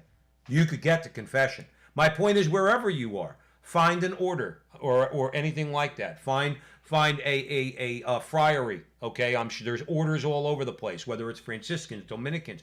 Every state has them all over the place, okay? You could find confession, all right? We have to sometimes go out of our way. And just to dovetail on what Joe said, and thank you, by the way, to clarify that about confession. But my larger point was that if I do only those things, and I wake up every day and say, I want to do what's pleasing to God, I don't need to know all the theology. I don't need to know that. All I need to do, see, there's some people that need to know the theology because God wants them to educate others. Fine. But if at the end of the day, I practice the faith in a very simple way, okay? I don't mean simplistic. I mean simple. The simpler the better. Simpler the better, okay? Guess what? I'm going to heaven, and I'm going to take a bunch of people with me by the grace of God. That's my larger point, okay? Now, we happen to have and have been given much, Joe and I. We have big Italian mouths, okay? And we see all the nonsense out there, and we're going to speak out about it. So in this case, we feel like part of our job as Catholic men is to say, look, Lord, please guide our thoughts, guide our language, guide what we're doing, and help us to get out there. And he has. We're looking at $3,000 worth of equipment in front of us here, okay? That was given us because of the generosity of all you good people out there, okay? All of you, also on the Crusade channel, always on air, always online at crusadechannel.com. This wouldn't happen without God willing it, okay? In some way, God willed this to happen, all right? So evidently we're doing something right. But my point is this, on a very simple level, all right? Even if we weren't doing this, I just try to keep it simple. KISS, keep it simple, stupid, okay? And I'm speaking about myself, not all you good people. All right? Keep it simple. Prayer, this is what John was talking about. Because Our Lady talked about it at Fatima. She didn't say go to the Gregorian. She didn't say go study at the Pontifical Academy of North America. She didn't say any of that. She said prayer, penance, and Eucharist. That's what she said. How simple from our mama. How simple. And also, this is also what John illustrates in his article, and also he talks about Our Lady with regard to her great reset. She calls for a transformation of society, this is important, where Christ would be the king. Christ is the king. You see, in the Old Testament, I could remember reading this, and this is in the Old Testament, they did not have a king because God was their king. They had judges. And when the people of Israel began to get corrupted by foreigners, this is in the Old Testament, they basically said, we want a king. And Samuel the prophet said, why do you want a king? We have God.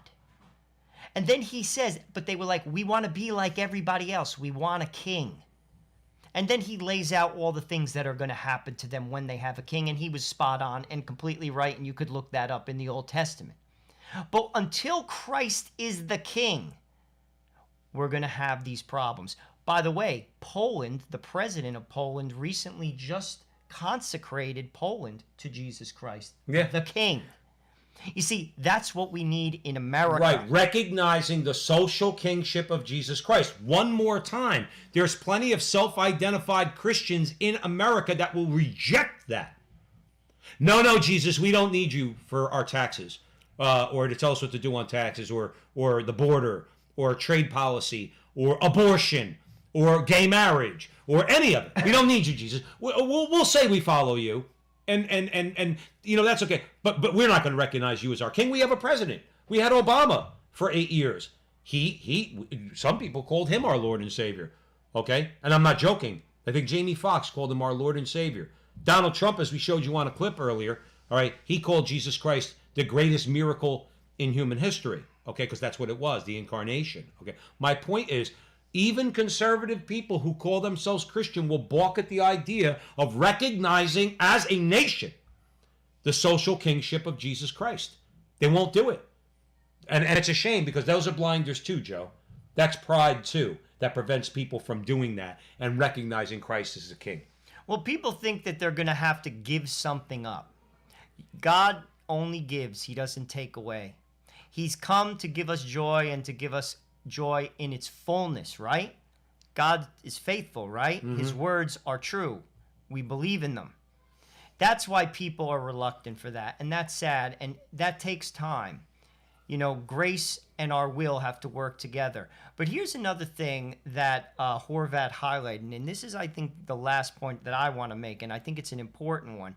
He basically says that the Immaculate Heart of Mary will triumph in the end, and it will.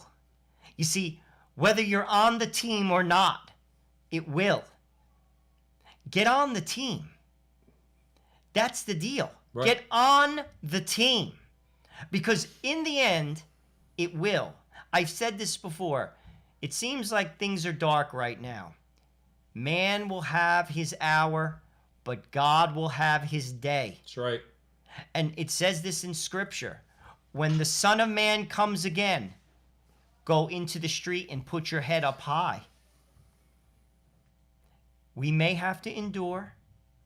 We may have to be patient, but rest assured, the Immaculate Heart of Mary will triumph in the end. That's right. So get on the winning team. I like the way Horvat ended his article. He said, with her victory being a given, we are outright foolish to ignore her. Spot on. Absolutely. That's why he's a friend of this show. That's right. and we're no fools and we're here. Blessed we're blessed and we're no fools, and we're blessed to have him as a friend here at the Frontline with Joe and Joe. Joe Pasillo, Joe Resinello. We are way, way, way into the breach on the Crusade Channel. Always on air and always online at crusadechannel.com, the last live radio station standing. Please follow Joe and I on Facebook and YouTube. You can follow us at The Frontline with Joe and Joe. Please like, subscribe, and by all means share our videos with your friends. We really appreciate that. Hit that little bell on YouTube so that we could we could grow our audience and get this message out. If you think it's worthy, please do that. So now we're going to move forward, and I got to say, I don't know where Joe's going right now, but something tells me I'm going to be a little bit nervous. Go ahead, Joe. Sadly, we have to talk about Bill de Blasio. Again. Or as my mother would say in Italian, nada volta. Nada volta, this is de Blasio. Nada volta, you're going to talk about this guy again. Yeah, well, unfortunately. And by the way, Bill de Blasio, for those of you who do not know, okay, he is not Italian-American. He's a German. His name's Wilhelm. His name's I think it's Warren Wilhelm. Okay, that's his name, but he changed it. He used his grandmother's, on his mother's side, maiden name, so he could sound more ethnic in New York. I find that insulting as an Italian American. Okay, his name is Warren Wilhelm, and he's a disgraziato, and he's absolutely insane. And we're gonna, unfortunately, because that's part of what we do here, we have to talk about Bill de Blasio. Well, we're going to take it from the perspective of the Catholic League. Bill Donahue made some interesting observations, and I think they're worthy of discussion. Basically, de Blasio recently announced that the way to help the poor do better in schools is to hike taxes on the rich. He said, and this is in quotes, "Our mission is to redistribute wealth." and to close the COVID achievement gap.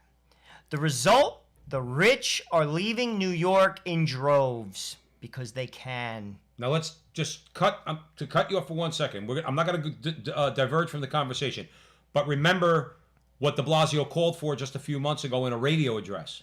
All right, and then we'll get right back into the conversation about those people leaving New York, because he knows he's screwed if they leave. So what has he done? He was appealing to, now he didn't say this, but Frontline with Joe and Joe picked up on this. Who he was appealing to was Murphy in New Jersey, the governor of Connecticut, Cuomo, okay, because obviously he's running the rest of the state, to tell them basically my program does not work without the redistribution of wealth. What he was telling those so-called leaders was, don't give the rich any place to run. That's what he was telling them. What would a rich person do when you tax them into oblivion? Go to Florida. Go to Texas. Go somewhere where you're going to be treated better and not vilified. So when he chased them away, he was then telling others, but don't give them a place to run. Sorry, Joe, go ahead. Basically, taxing them at an even higher rate will only encourage them to leave. And as I was basically saying, it's not the solution. I want to just highlight one thing. The COVID achievement What gap. is that? What is that? Is that Orwellian kind You know of what it newspeak? Don't let a crisis go to waste. Yes. That's what that is. And all you good people up in Canada know that. They're going to use that until they can't use it. Right. The COVID achievement gap. Moreover, this is another point that Donahue makes, and I completely agree with it. Fleecing the rich will do absolutely nothing to enhance academic achievement. We have known for decades that there is no correlation between spending money on students per capita and academic achievement. Mm-hmm. He notes that in the 50 states and the District of Columbia, D.C. is #1 in spending per student and 51st in academic achievement. Now catch that, because that's not a Joe and Joe spin. #1 in spending. Number 51 in achievement. So for all those people say, we follow science, we follow the statistics, we follow the numbers. Follow those numbers. Wrap your head around those numbers. But then you tell the rest of us, and I know people like this, and you know people like this too, they will tell you flat out, oh, the public schools aren't doing well because we don't spend enough money on them. No, we're not giving you any more money. We're not giving you anything. Joe and I have said on this show consistently, especially when it comes to education. You want to see the greatest example of systematic racism in America? It does not come from corporate America. Doesn't come from let's say, the right wing in America or the police departments in America. The greatest example of systematic racism is the public education establishment. No question. Hands down. They will look a black woman who's got 3 kids right in her face and say, your kid's going to Central, let's say if you're talking about Newark, your kid's going to Central High School. Well, how much do you spend to send my kid to Central High School? $23,000 a year? More than that. Let's say $25,000 a year. But when the woman says, well, why can't you instead of spending that much money, I could send my child to St. Benedict's Prep, which is in the same neighborhood, Catholic schools, been there for decades, okay? And they charge $14,000 a year. Why don't you just give me a voucher for the $14,000? I'll send my son there, okay? He'll get a much better education. And I'll save you $11,000, and I'll save the taxpayers $11,000. Doesn't that sound right? Sounds. Well, you know what? It sounds insanely logical, but when you're dealing with the left, they don't want to hear logic. So this idiot. But it's about the kids. It's all about the children. It's about the kids. It is about the children. We do have to remember. What a lie! I gotta tell all the people out there a story real quick. Short one, I promise. My mom at the time, I had to go sit in front of this person. My mom was 75. My father passed away back in 2005. So here you have my mother, 75, 76-year-old woman in a house, paying about, at that time, $10,000 a year in property tax, okay? Me, my brother, and my sister never went to public school by the grace of Almighty God, and my mother and father working very hard to send us to the best schools, okay? All of us. I brought my mother to the tax assessor in her town. I would have loved to hear this. And I think all you people could tell I got a pretty hot head. But when I'm dealing with people that could really tax you up to you know what, I kind of kept my cool. But I brought my mother there and I said to her, my mom's 75, my father passed away, my mother's on fixed income. You think maybe she should get a little bit of a break on her taxes? This was the first response I got. Well, it is about the children. Now, Joe knows me, and many of you know me. The vein started to protrude from my head, okay, coming out like this. And I'm trying to, and I said nicely, says, but my mom has been a resident, at that time it was 25 years, of the town. She's paid her taxes. She doesn't have any kids in the public school, never has, okay? And she's 75. Her husband no longer is on this earth, and she's on fixed income. So what can we do? Well, you know, we do have to take care of the children. And that's where he left it. That's where he left it.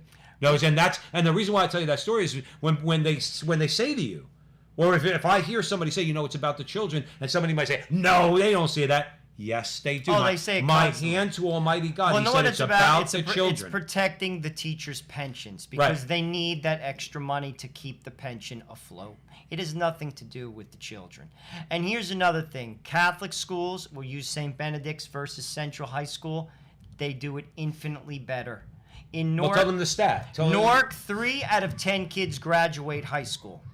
3 out of 10. That's a fact. St. Benedict's graduates 100% of their kids, pooling from the same population, and 99% of them go to college. And by the way, in the public school, less than 1%?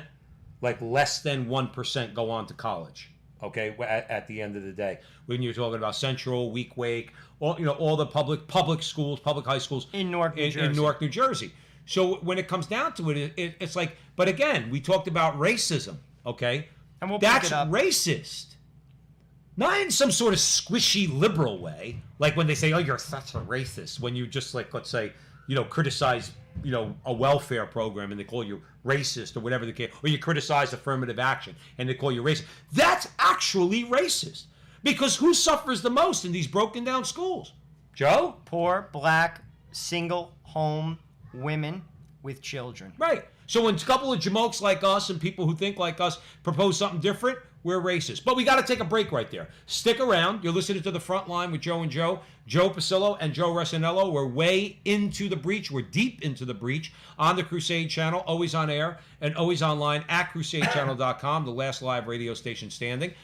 Please follow us on YouTube at The Frontline with Joe and Joe. Please follow us on Facebook at The Frontline with Joe and Joe. And like, subscribe, share, please, with your friends and all that fun stuff. Also follow Holy Faith Media, because we're broadcast on there also. So we would appreciate if you did that, both on YouTube and Facebook. And stick around because... we're going to still keep talking about this. Well, we're going to keep talking about this a little bit because it's a worthy conversation. We'll see you on the other side of the break.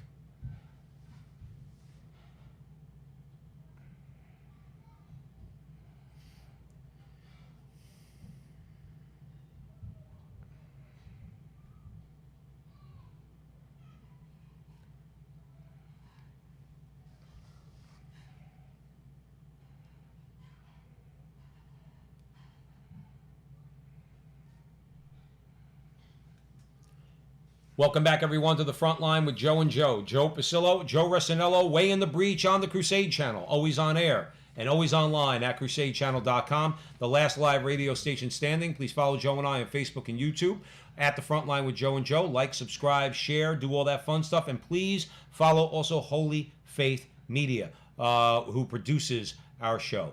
And so we're going to continue this conversation because it's an important one. So where do we want to go next, Joe? Well, basically... But keep that in mind. I'm sorry, Joe, but keep that in mind. When people talk, when you hear the whiners and the complainers on CNN and MSNBC, and they talk about, it's systematic racism. Everything's systematic racism. You're systematically racist. We're all systematically racist.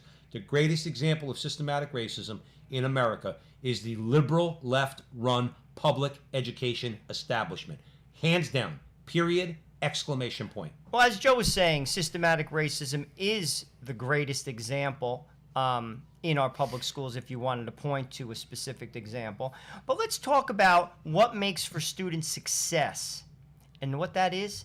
A family, not the schools. So the color argument that de Blasio puts forth, this COVID achievement gap that he also calls it, structural racism, he also says, is holding back blacks. This is completely false. Know why? Because black kids that come from two-parent families are not falling behind in schools.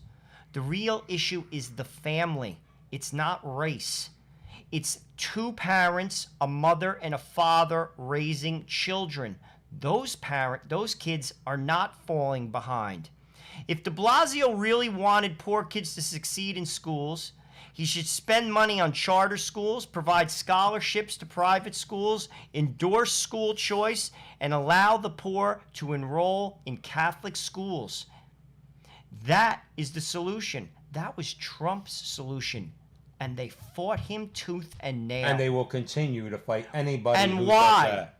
Because the teachers' union is the largest union in America, and it's not about the kids. It's about Power. the teachers. It's about their pension. And that is one of the biggest lies I have ever heard. And as a result, the poor suffer. Most of them are black. Most of them are run by a mom and not a dad in a city, as in the family run by. There's no man in the house.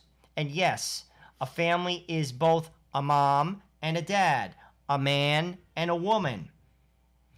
And when you have that, whether you're black, whether you're white, whether you're Hispanic, whether you're Asian, the likelihood that you'll succeed. Now, we're not talking about becoming rich, but what I'm talking about is succeeding, i.e. you're standing on your own 2 feet, you're healthy, you're sound, and you're a productive person in society. Right. Is a lot greater. Mm-hmm. And the school is not going to determine that outcome. The family will. Right. Right. And that's what we have to hammer home. That's why you remember in the 80s, in other words, it was always the criticism of the family values crowd. Those people were exactly right. Gary Bauer and people like that, right? And many others, particularly evangelicals. There was many Catholics involved in that too. It was the talking about, yes, family values. What do they offer?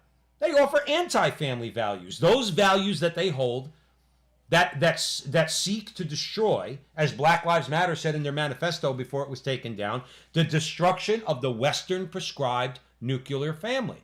Why are we afraid to tell them to kick rocks and back off? Because we are a product of the Western prescribed nuclear family, and we love it.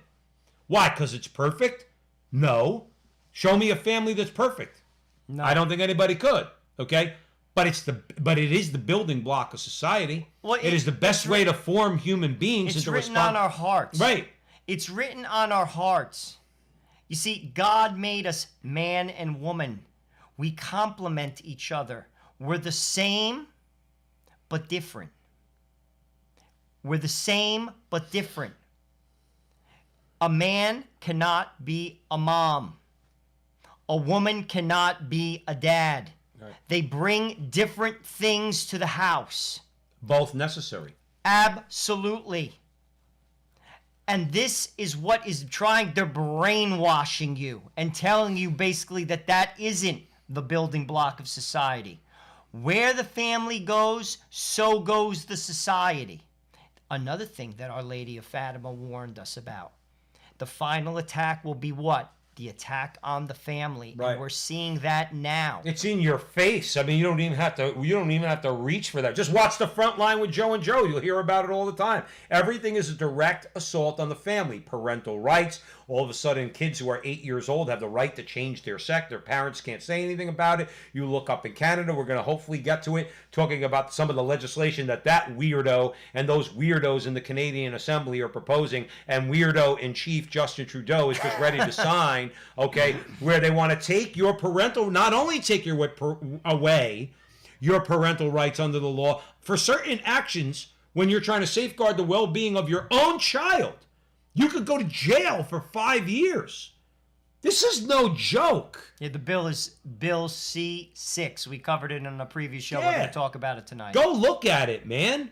If I want to make sure my son gets his head on straight, if God forbid he goes to his school and the idiot teachers try to confuse him and he comes home and says, "Daddy, I want to be a girl," or something along those lines, I have every right as a parent to do whatever is necessary to correct my son and get him back on the right path. In Canada, I could go to jail for that. I'm not kidding. We'll get into that. But the family, again, we have to confront a certain level of Americanism. That's our enemy also. Not America, okay? Americanism, which suggests that the individual is the building block of society. It is not. The family is the building block of society. And Americans need to get that through their head and start making moves and compel our elected leaders to pass laws that are going to strengthen and encourage family life in America. That's how you'll defeat the left. You know, if you did that and believed in God and properly, okay, worshiped God properly, prayer, penance, Eucharist, and you established a family, I promise you this country will change within 10 years. Okay? No problem. No problem whatsoever. Okay? But that's what the left wants. They want all this disarray in the family. They want fatherlessness. They want gender confusion. They want all of it, okay? Because that's how they seek to control people. It's not really, it's not conspiracy theory anymore. They tell you this.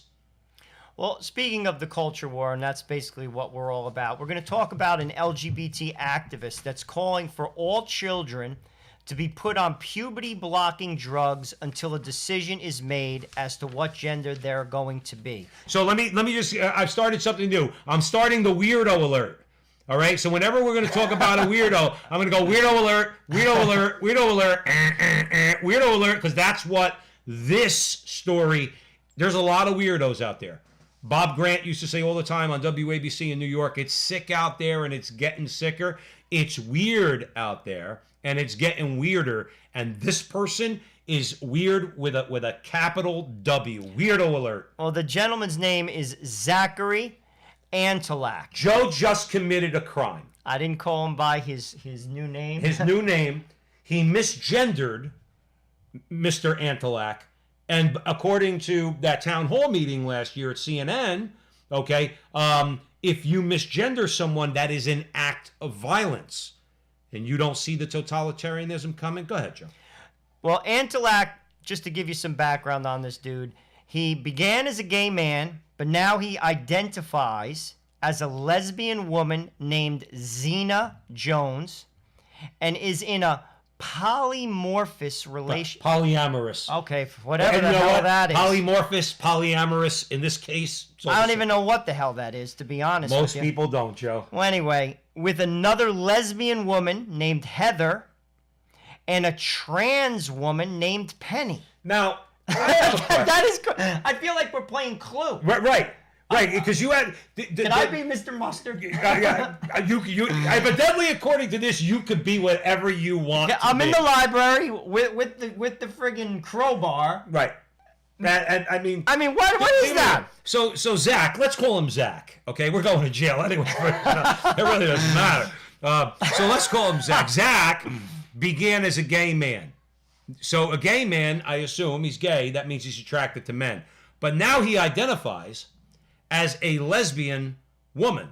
So he's identifying as a woman, and now all of a sudden he has an attraction to women. So Zach starts out as a gay man, now identifies as a lesbian woman. So he's now no longer a man attracted to a man. He is pretending to be a woman attracted to women, and his new name is Zenia Jones, and they're in a polyamorous relationship with another lesbian and a trans woman. Like, my question is, do you think in your mind that you need to have like an advanced degree in mathematics and having gone to MIT to understand the calculus behind this nonsense? This is seriously, that is a seriously confused person. Sure. Seriously. In need of our prayers. Yes, and not too long ago, and this is not being mean, this is just factual. This person is living a very destructive lifestyle. Sorry. But now Zach is trying to impose that on you. So this is what he had to say. This is a quote. He said, "If children cannot consent to puberty blockers, which cause any permanent changes, even with the relevant professional evaluation, how can they consent to the permanent and irreversible changes that come with their own puberty with no professional evaluation whatsoever?" Now catch that. You need to have professional evaluation before you allow nature to take its course, as it does with everybody. Girls become women, boys become men at puberty, okay? But now you have to have psychological evaluation in order to determine whether or not you're ready to advance according to nature, and these people are going to swoop in because in their pride they think that they can thwart nature, which is another way of saying they think they could thwart God, because that's what they are. They're godless people, okay? And mutilate young kids at just about at the age of puberty before they actually, by injecting them with hormones, potentially so many other things that they would obviously not stop with this. They would continue going as far as we let them, unfortunately, and do irreparable harm. See, this freak, and yes, this person is a freak, is trying to suggest that it's harmful to let nature take its course, but it's not harmful to shoot the kid up with hormone blockers or puberty blockers. Do you see how dangerous they are? That's the problem here. Now, obviously, this is an extreme, and this is an extreme voice, but this is a voice that's out there, and it should scare you. It should. David Blount, he's a Democrat. He's a Democrat, and he's a member of the Mississippi State Senate. This is what he had to say regarding to Zachary Antolak's statement. This is what Blount had to say. Again, this is a Democrat. He said this: "It isn't easy to believe that the federal government will one day mandate puberty blockers for all children until their teachers and other liberal social engineers have the time to convince them that they want to be the opposite sex. But then, a few years ago, no one would have believed that the federal government would force schools to allow boys who say that they're girls to use private facilities intended for people who really are girls. Now it is mainstream Democratic policy. That's right. Only the devil knows what sick nightmares hatched in the deprived fantasies of guys like Zachary Antolak may soon be mandated by the feds under Democratic rule. Now catch this last line, very important. Those who aren't on board will be silenced as haters and fall under hate speech laws, and their children could be confiscated." That's the key. If you say to the state, "You're not putting anything in my kid. My boy is going to become a man, okay? My girl's going to become a woman, and get that needle out before I stick it in your eye, because that's my kid, not yours. You're not harming my child. My child is going to grow according to nature, and you're not getting in the way." You could be called a hater. You could have your child taken away from you. This is not a joke. They're already threatening it in Canada.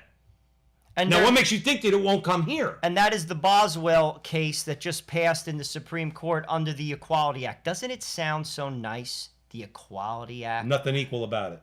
You see, under that, they're laying the groundwork for something just like this. And we're going to talk a little bit about that, what happened with regard to that legislation in Canada. We covered it in the past, Bill C-6, which now you can go to jail in Canada if you basically step across the line, as this guy is laying out in Mississippi.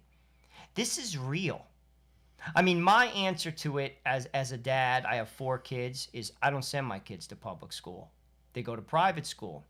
But at the same time, not everyone can send their kids to private school. And then what if they extend past the private school? You see, I'm trying to stay out of their way is basically my answer to it.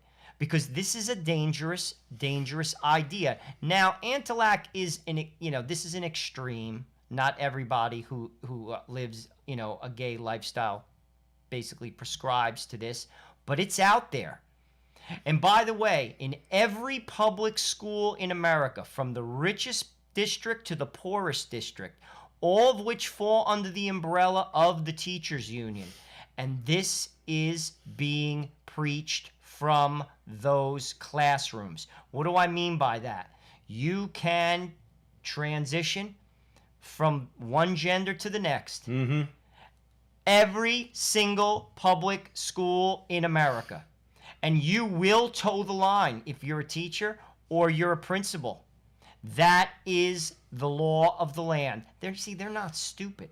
They're getting the kids young, and they're basically brainwashing them. And even if you teach your kids the law of God, because the law of God says this, not me. It's in the Bible. If you're a Bible-believing Christian, if you're Catholic, that it's a sin to practice same-sex, like to be in a same-sex relationship.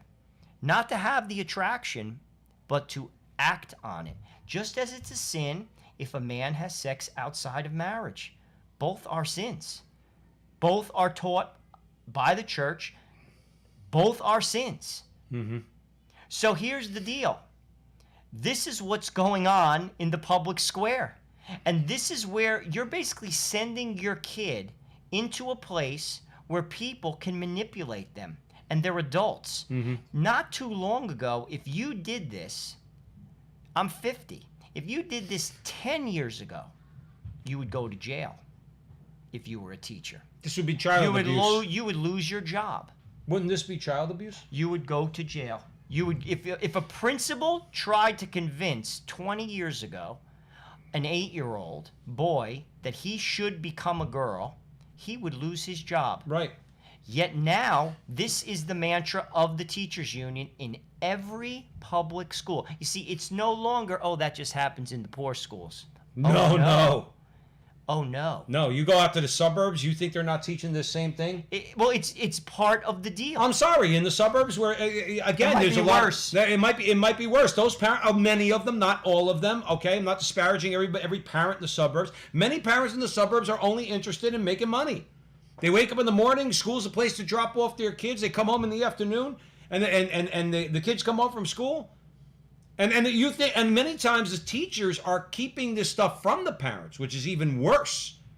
So if the parent says, well, what did you learn in school today? Little Janie is told not to tell her mother, oh, mommy, my teacher told me that I could be little Johnny. Okay? And that's a fact. A lot of stories we covered over the last several months dealt with teachers and their shadiness when it comes from hiding their agenda. They don't talk about this when the parents are present. But some of the parents just don't care. Making money is all that's important to them. They really don't have any moral compass. So they're like, well, I'll just let my kid do whatever he wants, whatever makes my kid happy. If my son wants to be a girl, I don't know any red-blooded American man, particularly Christian man, that would say, oh, I'm going to be very happy, or if my son becomes my daughter, and allow my son to get shot up with these drugs that this freak Zach Antelak is talking about. I don't know any man that would be happy with that. I don't know any mother who would be happy with their daughter coming home after getting shot up with hormones and their daughter starting to grow a beard. You'd be happy with that? Maybe. Maybe it just comes down to making money. Well, I'll tell you this. I'll tell you who won't be happy with it. God. Oh, he'll have something to say. And once again, this is utter and absolute disgusting behavior. That's right. Let's talk quickly about, before we go to a break, because then we have one more segment after that. You want to talk about the Canadian bill? Yeah, basically, we covered this in the past, just so people want to know. It's a bill that basically revolves around conversion therapy. What is that? That's if someone says that they're gay and you go to, say, like a psychologist, and they basically treat you as having a disorder, and you look to change your point of view. Maybe they affirm your masculinity, or in terms of a woman, they affirm your femininity, and basically you, for lack of a better word, convert you, into, a heterosexual. Convert, change. Yes. I mean, listen, we are all called to change to a certain degree if we're on the wrong path. And if a person says, if a man says I'm attracted to men, and say I ought not be attracted to men, okay, and they realize that, and they seek therapy. That's what this bill addresses. So I thought it was all about choice, by the way. Evidently, it's not. So that gay man who I'm describing has no choice. He's got to stay gay or work it out on his own, but he can't go to therapy, and Joe's telling you why. So basically, in Canada, the Federal Justice Committee completed its review on Bill C6, and how they, instead of listening to the serious concerns brought forth by scores of qualified medical experts, church leaders, ex-gay representatives, parental rights groups, the liberal majority shut their ears and hardened their hearts. Nothing would move them. In fact, they actually intensified their plan to punish those who share a traditional Christian view of sexuality and gender. Mm-hmm. Here's some of the highlights or lowlights, for that matter, of what the bill is about, just so you know, to educate yourself. Now, you got to catch this stuff, man. This is not made up. This is what the bill says. So if you don't want this, this is where we have to help to raise the consciousness of not just people in America, this one's in Canada, all over the place to fight against this. Go ahead, Joe. This is disgusting and dangerous, man. Not only will it be a crime for parents to try to stop their children from medically transitioning to the opposite sex, it will be a crime for parents to control how their children wish to dress, what makeup they want to use, or however they might choose to express their identity. You know what's funny? I gotta stop you when you read that about forcing your child to dress a certain way. My mother used to dress us when we were kids. Now I got an 81-year-old Italian mother. Okay, I'm 53. My brother's 55, and my mother dressed us. Okay, and we didn't like it because my mother used to buy used clothes and things like that. I had red socks and brown shoes. It was disgusting. Okay, but if somebody tried to force my mother to dress us a certain way or prevent her from dressing us the way she wanted, okay, I pity that person. I really pity that person because my mother, who's 4'11", okay, would have torn them apart. I say, hey, what the hell are you talking about? I dress my sons, not you. Get out of here. That's what she would have said. Well, Bill, and she'd be right. Bill C-6, as amended, literally transitions parental authority over to the LGBT activists, taking away every right to object to even the most obscene, harmful, immoral, or foolhardy sexual practice and gender expressions being promoted. Parents may do nothing but affirm their kids like slavish yes men or face 5 years in jail. 5 years in jail if you decide to be a parent that parents rather than listening to the state. Just to put we have a couple minutes, but just to put a finer point on it, Bill C-6 is a draconian proposal. Here we see the government controlling and compelling our speech, telling us what to say and how to think. The Trudeau liberals are claiming there is only one valid viewpoint on sexuality and gender, and that's the radical LGBT lobby viewpoint. As for everyone else, we must either shut up or go to jail. In particular, that's their parents. So that's why we are at the breach with the Frontline with Joe and Joe Pasillo and Joe Resinello. We're on the Crusade Channel, always on air and always online at crusadechannel.com, the last live radio station standing, because we're going to talk about things that you're not going to hear in the general culture. This is BS. Parental rights are real. They're given to you by God. You do not let the state take them away, no matter how much bullying they do. Let's start organizing against these people. And we're going to have to pick it up on the other side of the break. Please make sure you follow Joe and I on Facebook and YouTube. Like, subscribe, share, do all that fun stuff. Please follow Holy Faith Media, Jonathan Ross, who produces our show up there in Canada. Okay, hopefully we can evangelize Canada, all of us. And stick around because we are going to be talking about Raphael Warlock. The Warlock. All right, this guy's a real creepo. So we'll talk about him on the other side of the break. Stick around.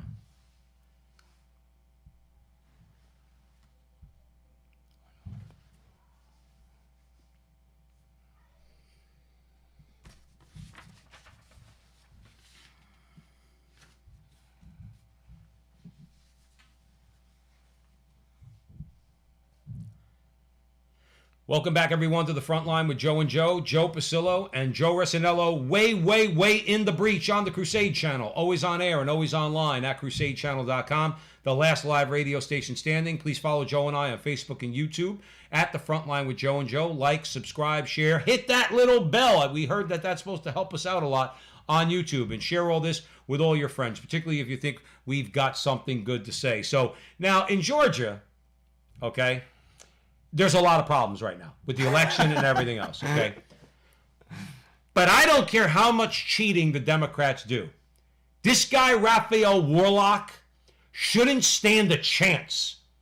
He shouldn't even stand a chance against conservative Democrats in Georgia. This guy should go down in flames. Joe's going to tell you why.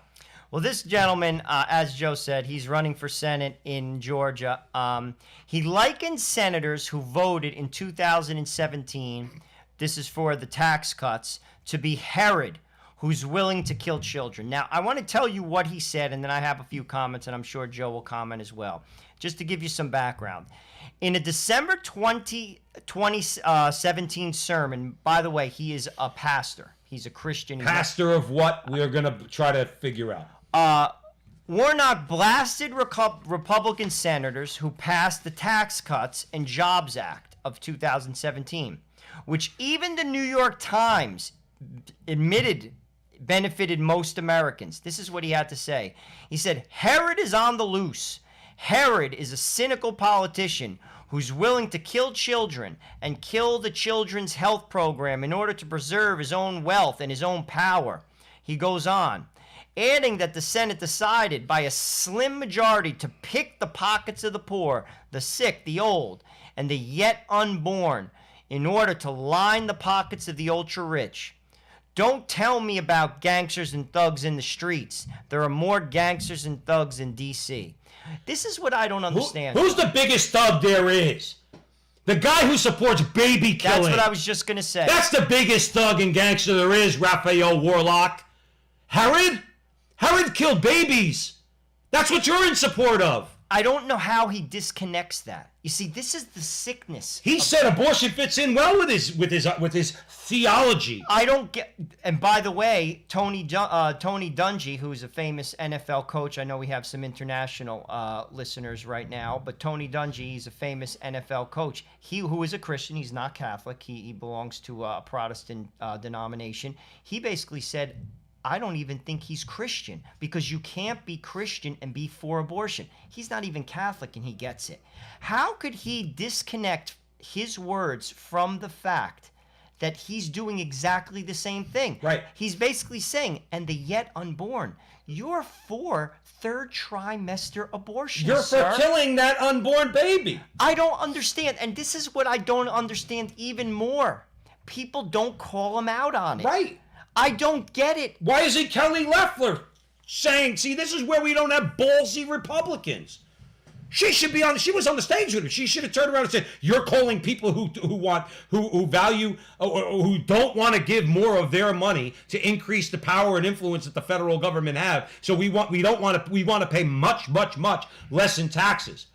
So she doesn't point that out to him and say, "You called those people Herod, but you support baby killing, Reverend Warnock. You support baby killing. What are they afraid of? Why can't we call it baby killing? Why can't we call it what it is?" And it's radical. You see, this is not just abortion, like in the older sense of the word, which was, what was it? Rare. That was. Well, safe, legal, and rare. That was what Clinton called it not too long ago. That was Bill Clinton. Now they make no bones about it. Well, they left out safe and rare. They only call it legal, but then I'm not joking. They don't even. And by the way, don't think we're making it up. Governor Cuomo signed a bill last year, and Murphy signed one a couple of months ago that mirrors Cuomo's, that basically says you don't even have to be a doctor to perform an abortion, to kill a baby. And we're not making this up. We're not making it up. So therefore, they're not looking for safe abortions. Louisiana sued Planned Parenthood, or so Louisiana or Texas sued Planned Parenthood because they wanted health and safety standards in the abortion clinics. It went to the Supreme Court. What did that jerk off organization do? They said we're Roe versus Wade is precedent. We can't do anything about that. So you can't impose health and safety standards. Okay, it's certainly, there's nothing about making it rare. Certainly not going to be safe because non-doctors could do it. Okay, so you're right, Joe. All they want, I'm sorry for my language, all they want is abortion to be legal. Now, why is that? Now, let's break that down a little bit. Why is that? Because sex is a recreational activity. And when a child is conceived as a result of that recreational activity, it must be destroyed. You see, maybe that's why the Republicans don't fight so hard. Because they're on board with that recreational activity too. Sure. You see, a child is in the way of an adult's pleasure. And we will not have it as a society. Look at the reaction to Ruth Bader Ginsburg then. We were joking about it before the show. A lot of that is about abortion. Yeah. It's about abortion. A lot of what you see is about abortion. It's not about Donald Trump. It's because he put in place many judges. This was one of the mistakes of Barack Obama. He left open many, many federal seats on the judiciary, and Donald Trump filled them.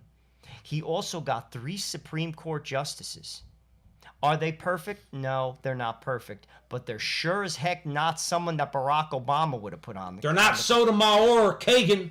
So my point is, this is about abortion. Our society is fighting. They're not saying it, but one of the underlying issues is just that. Why? Because sex is a recreational activity. It's not honored. It should be honored only in the marriage, and it is not. And when a child is conceived, by the way, that's what happens when you have sex. Many times, as Catholics, we're supposed to be open to what? Life. Right? Why? Because marriage is a total gift of self. And when you have children, you die to yourself. And what happens when you die to yourself? You basically live a sacrificial life. That's the key to get into heaven. Let me repeat that again. The way to get into heaven is to believe in Jesus Christ, but to die to yourself and live a sacramental life.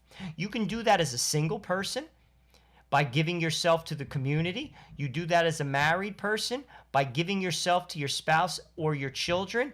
And you do that as a priest by giving yourself to your congregation. But that's the path to get to heaven. And society rails against that. Society does not want any part of it. The word sacrifice is a dirty word. Chastity is a dirty word. It's a word that's laughed at. Say in polite company that you don't practice contraception in your marriage. You're laughed at. Sure. You're laughed at. You're thought to be something of a different century. To use the word sacrifice, this guy Raphael Warlock, okay, so he's not interested in trying to, if he's really a Christian pastor, I'm with Tony Dungy. This guy's not a Christian. Don't care how judgmental that sounds. What Jesus Christ does he believe in?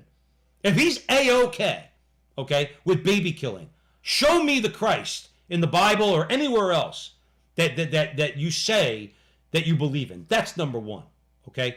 But number two, he's all A-OK when it comes to sacrificing your income for the power of the state. Not his income, okay? And then remember what he's doing here. He's equating you wanting to not get, remember something, it's not about greed and selfishness. My not wanting to pay personal income taxes because I don't want to get, number one, yes, I am a working man and they take too much money from us. Number two, I don't want to give the government the power that they desire. And they get that power because of money. I want them to take as little money as they possibly can, okay? I've been clear on the show before at the Frontline with Joe and Joe. In other words, I'm for the abolition of the personal income tax. All the geniuses up there should figure out a different way of taxing us. I'm for the abolition of the personal income tax. You cannot tax my property, okay? You could tax business activity, but you cannot tax my property. But that's another story. But if I say that I'm Herod, I want to slaughter babies because I take that political position on taxes? And this guy can't see that the real Herods are the ones that are actually killing babies right now as we speak. There are babies dying right now all over the country and all over the world in abortions. But he's not going to call them Herod? Is that a joke? He's confused. He's or Jojo, or he's evil. Or he's an evil, evil man. And sadly, the people who vote for him are confused as well. Or, sadly, and I see this in New Jersey all the time, people compartmentalize their vote. I'm not for that. I'm not for abortion. I'm not for third trimester abortion. By the way, we are one of 7 countries in the world. That includes North Korea and China. China! I love saying that, by the way. I know, because Trump said it that way. So they could call us racist too, which they probably do anyway, but we don't care. But that is basically where you could have a legal third trimester abortion. We're in quite an elite club. North Korea and China. Yet people will compartmentalize their vote. I'm not for that. By the way, who gets aborted the most? Black children. That's a fact. Yeah. That's a fact. Another example of systematic racism coming from the left, where they accuse everybody else of being systemically racist, but they support Planned Parenthood that targets black and brown people. And where are most of these clinics? In poor neighborhoods. Sure. Right next to the liquor store. That's my point. So where's the outcry over that? None. Where's the outcry over that? They called that nitwit. I've done a lot of name calling on the show. I promise I'll work on that for next time around. I shouldn't do that. But having said that, that nitwit, Jessica Tarloff on Fox, which I am so proud I have not watched Fox News in over a month. No Tucker Carlson, no Laura. And I like Tucker Carlson, and I like Laura, okay? Have not turned on Fox News, will not turn on Fox News. But she tried to suggest during, I think it was the Texas case, the one we were talking about the health and safety standards in the abortion clinic, or it was the Louisiana case with the admitting privileges to... Well, the Texas one was you had to be in like a certain mile like limit to a hospital. So these were reasonable regulations on what is obviously a business. Planned Parenthood and the rest of them, it's the abortion business. So the state has the right to impose these regulations because it's a business. But Jessica Tarloff had the nerve to say that these restrictions will disproportionately affect black and brown minority women, suggesting that if you're for these regulations, you're the racist. We want the little brown babies to live. She wants the little brown babies to die, and we're the racists. Do you see how blind we are in this country? Do you see the scales that are on these people's eyes? I want to save babies. I want to save babies. I would like nothing more than that, to save all of them. I pray in front of an abortion clinic for the first of every month, for the first Saturday of every month. I cry when those black women are walking in there to kill their black babies. And Jessica Tarloff is going to call me a racist. I can't say the words right now that I want to say because I cursed enough tonight. But you understand what we're up against. And this is why we have to develop thick skin. Let them call us all the names we want.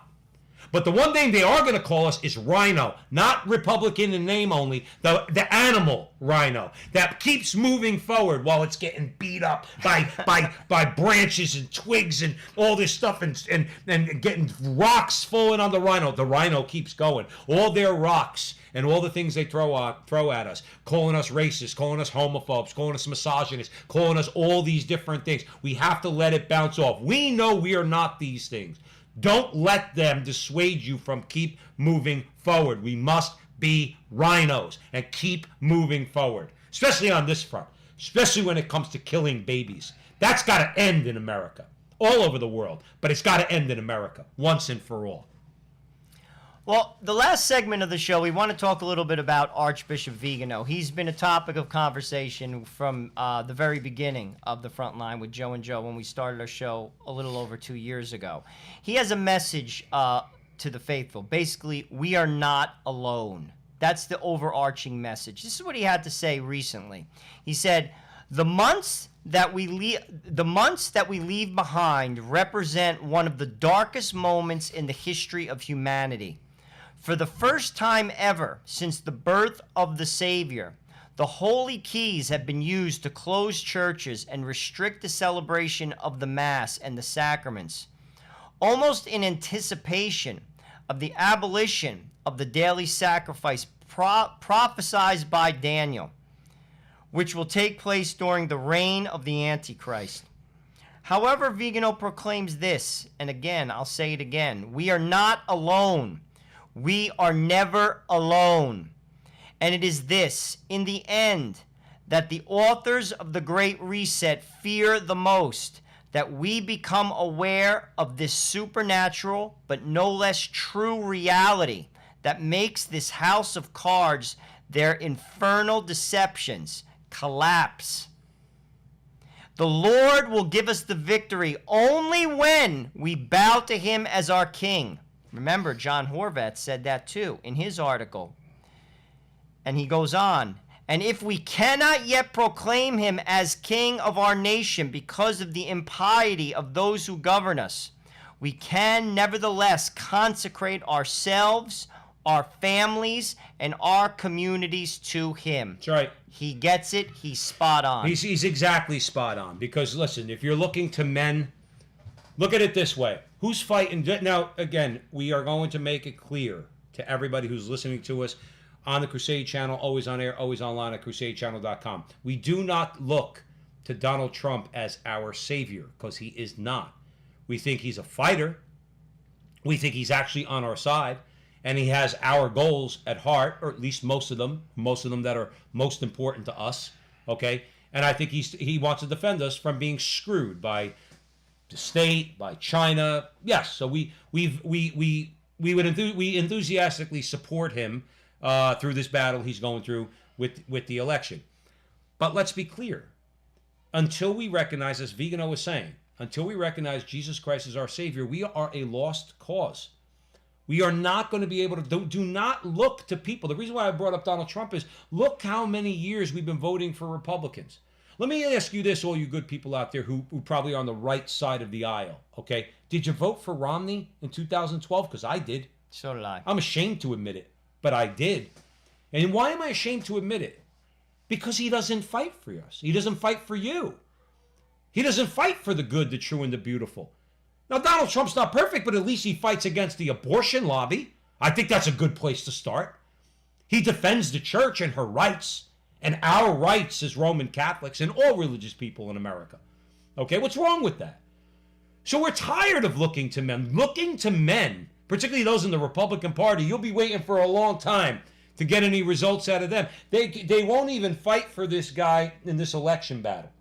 They know it's manifest corruption and fraud. It's there. It's on tape. There's affidavits, all sorts of things. They won't. The Romneys of the world won't fight. He called them loony. He called you loony. He called us loony. So my point in bringing this up is, when are we going to realize that the key is what John Horvat said and what Vigano was saying? Get on your knees, man. Pray the rosary. For those of you who are not Catholic, what's the rosary? The Lord's Prayer. We know you pray that. What's the Hail Mary? The Hail Mary is Scripture. Hail Mary is Scripture. Hail Mary, full of grace, the Lord is with thee. That's St. Luke, right? Blessed art thou amongst women, and blessed is the fruit of thy womb, Jesus. That's Elizabeth talking to Mary. Okay? That's Scripture. When you're praying that, you're praying Scripture. Holy Mary, Mother of God, pray for us sinners. Not save us, Mother. Pray for us sinners. You see, we don't worship Mary. Okay? Pray for us sinners now and at the hour of our death. What's wrong with that prayer? I don't The think glory be? And while you're praying these prayers, reflecting on the gospel, this is something you refuse to do as a non-Catholic when you pray to God. In other words, not even, and I just explained there's nothing. It's only beautiful. All right? But my larger point is, when are we going to get on our knees, and when are we going to start praying the rosary and ask Jesus to step in, and in a big way? And until we do that, I think, Joe, we're in trouble. We're in trouble. The battle is spiritual. We've said this on the show time and time again. The battle is spiritual. We're fighting against the devil, principalities. Sadly, many people are deceived. There are a lot of people who are very sincere, but they're sincerely wrong. And it's not because I'm right. I just try to be on the side of God. Right. And until the scales fall from people's eyes, how does that happen? Go to confession. St. Paul had scales on his eyes. He was blind for 3 days. That's literal and figurative. What do I mean by that? What did Christ say in Scripture? He said, "Blessed are the pure of heart; they shall see the face of God." How do you have a purified heart? Go to confession. When you walk out of confessional, snow white, just like you did when you were baptized. Snow white. If you go to confession regularly, you will see. Many people are sincere on the left. They seriously are. They also deceive themselves. They rationalize their sin. That is no way to go. It's not the way to have a joyful life. But sadly, this is what Vigano was talking about. And he was also talking about in the church, too, unfortunately. Now, we're not going to get into a church-bashing session, but what he's really saying is those who have the keys are the ones that are shutting down the churches. And then given that, again, this is not a church-bashing session or a hierarchy-bashing session. How even more so then, in other words, how the power of prayer. And many times in our diocese, our archdiocese, Joe and I went to the underground church for months. You know what the underground church was? ShopRite parking lot with an 83-year-old priest who heard our confessions and distributed Eucharist. The hierarchy didn't want him to do that. So again, I mean, I only bring that up to say because that's what Vigano's pointing out. It's like, this is unprecedented is what he's saying, because now we have the infiltrators in the church that are doing it to us. Even more so to get down on your knees and pray. In other words, for Christ's direct intervention and Our Lady's direct intervention. Pray and fast for the people in the church. There's always been trouble from the very beginning. I mean, Judas betrayed Christ. Man is fallen. Pray and fast for the church. The church is true and beautiful, and you can find goodness and good priests if you look for them. The sacraments are the medicine for the world. Search them out. Live by them. They are what? Viaticum, food for the journey. They give you true sight. The Holy Spirit gives you wisdom. There's a big difference between wisdom and intelligence. There are many intelligent people who lack wisdom. That only comes through living a sacramental life. And that's what we need. And that's what he's saying, to declare Christ King. What does that mean? The underlying thing, the act. It means that I'm not in charge of my life. God is. Mm-hmm. It's bending your knee to God. By the way, that's the first commandment. We're all called to do that. Guys, that's how you get into heaven. The song, I always say this, the theme song of hell is I Did It My Way. You hear this time and time again. He lived on his own terms. That's the path to hell. The path to heaven is God's path.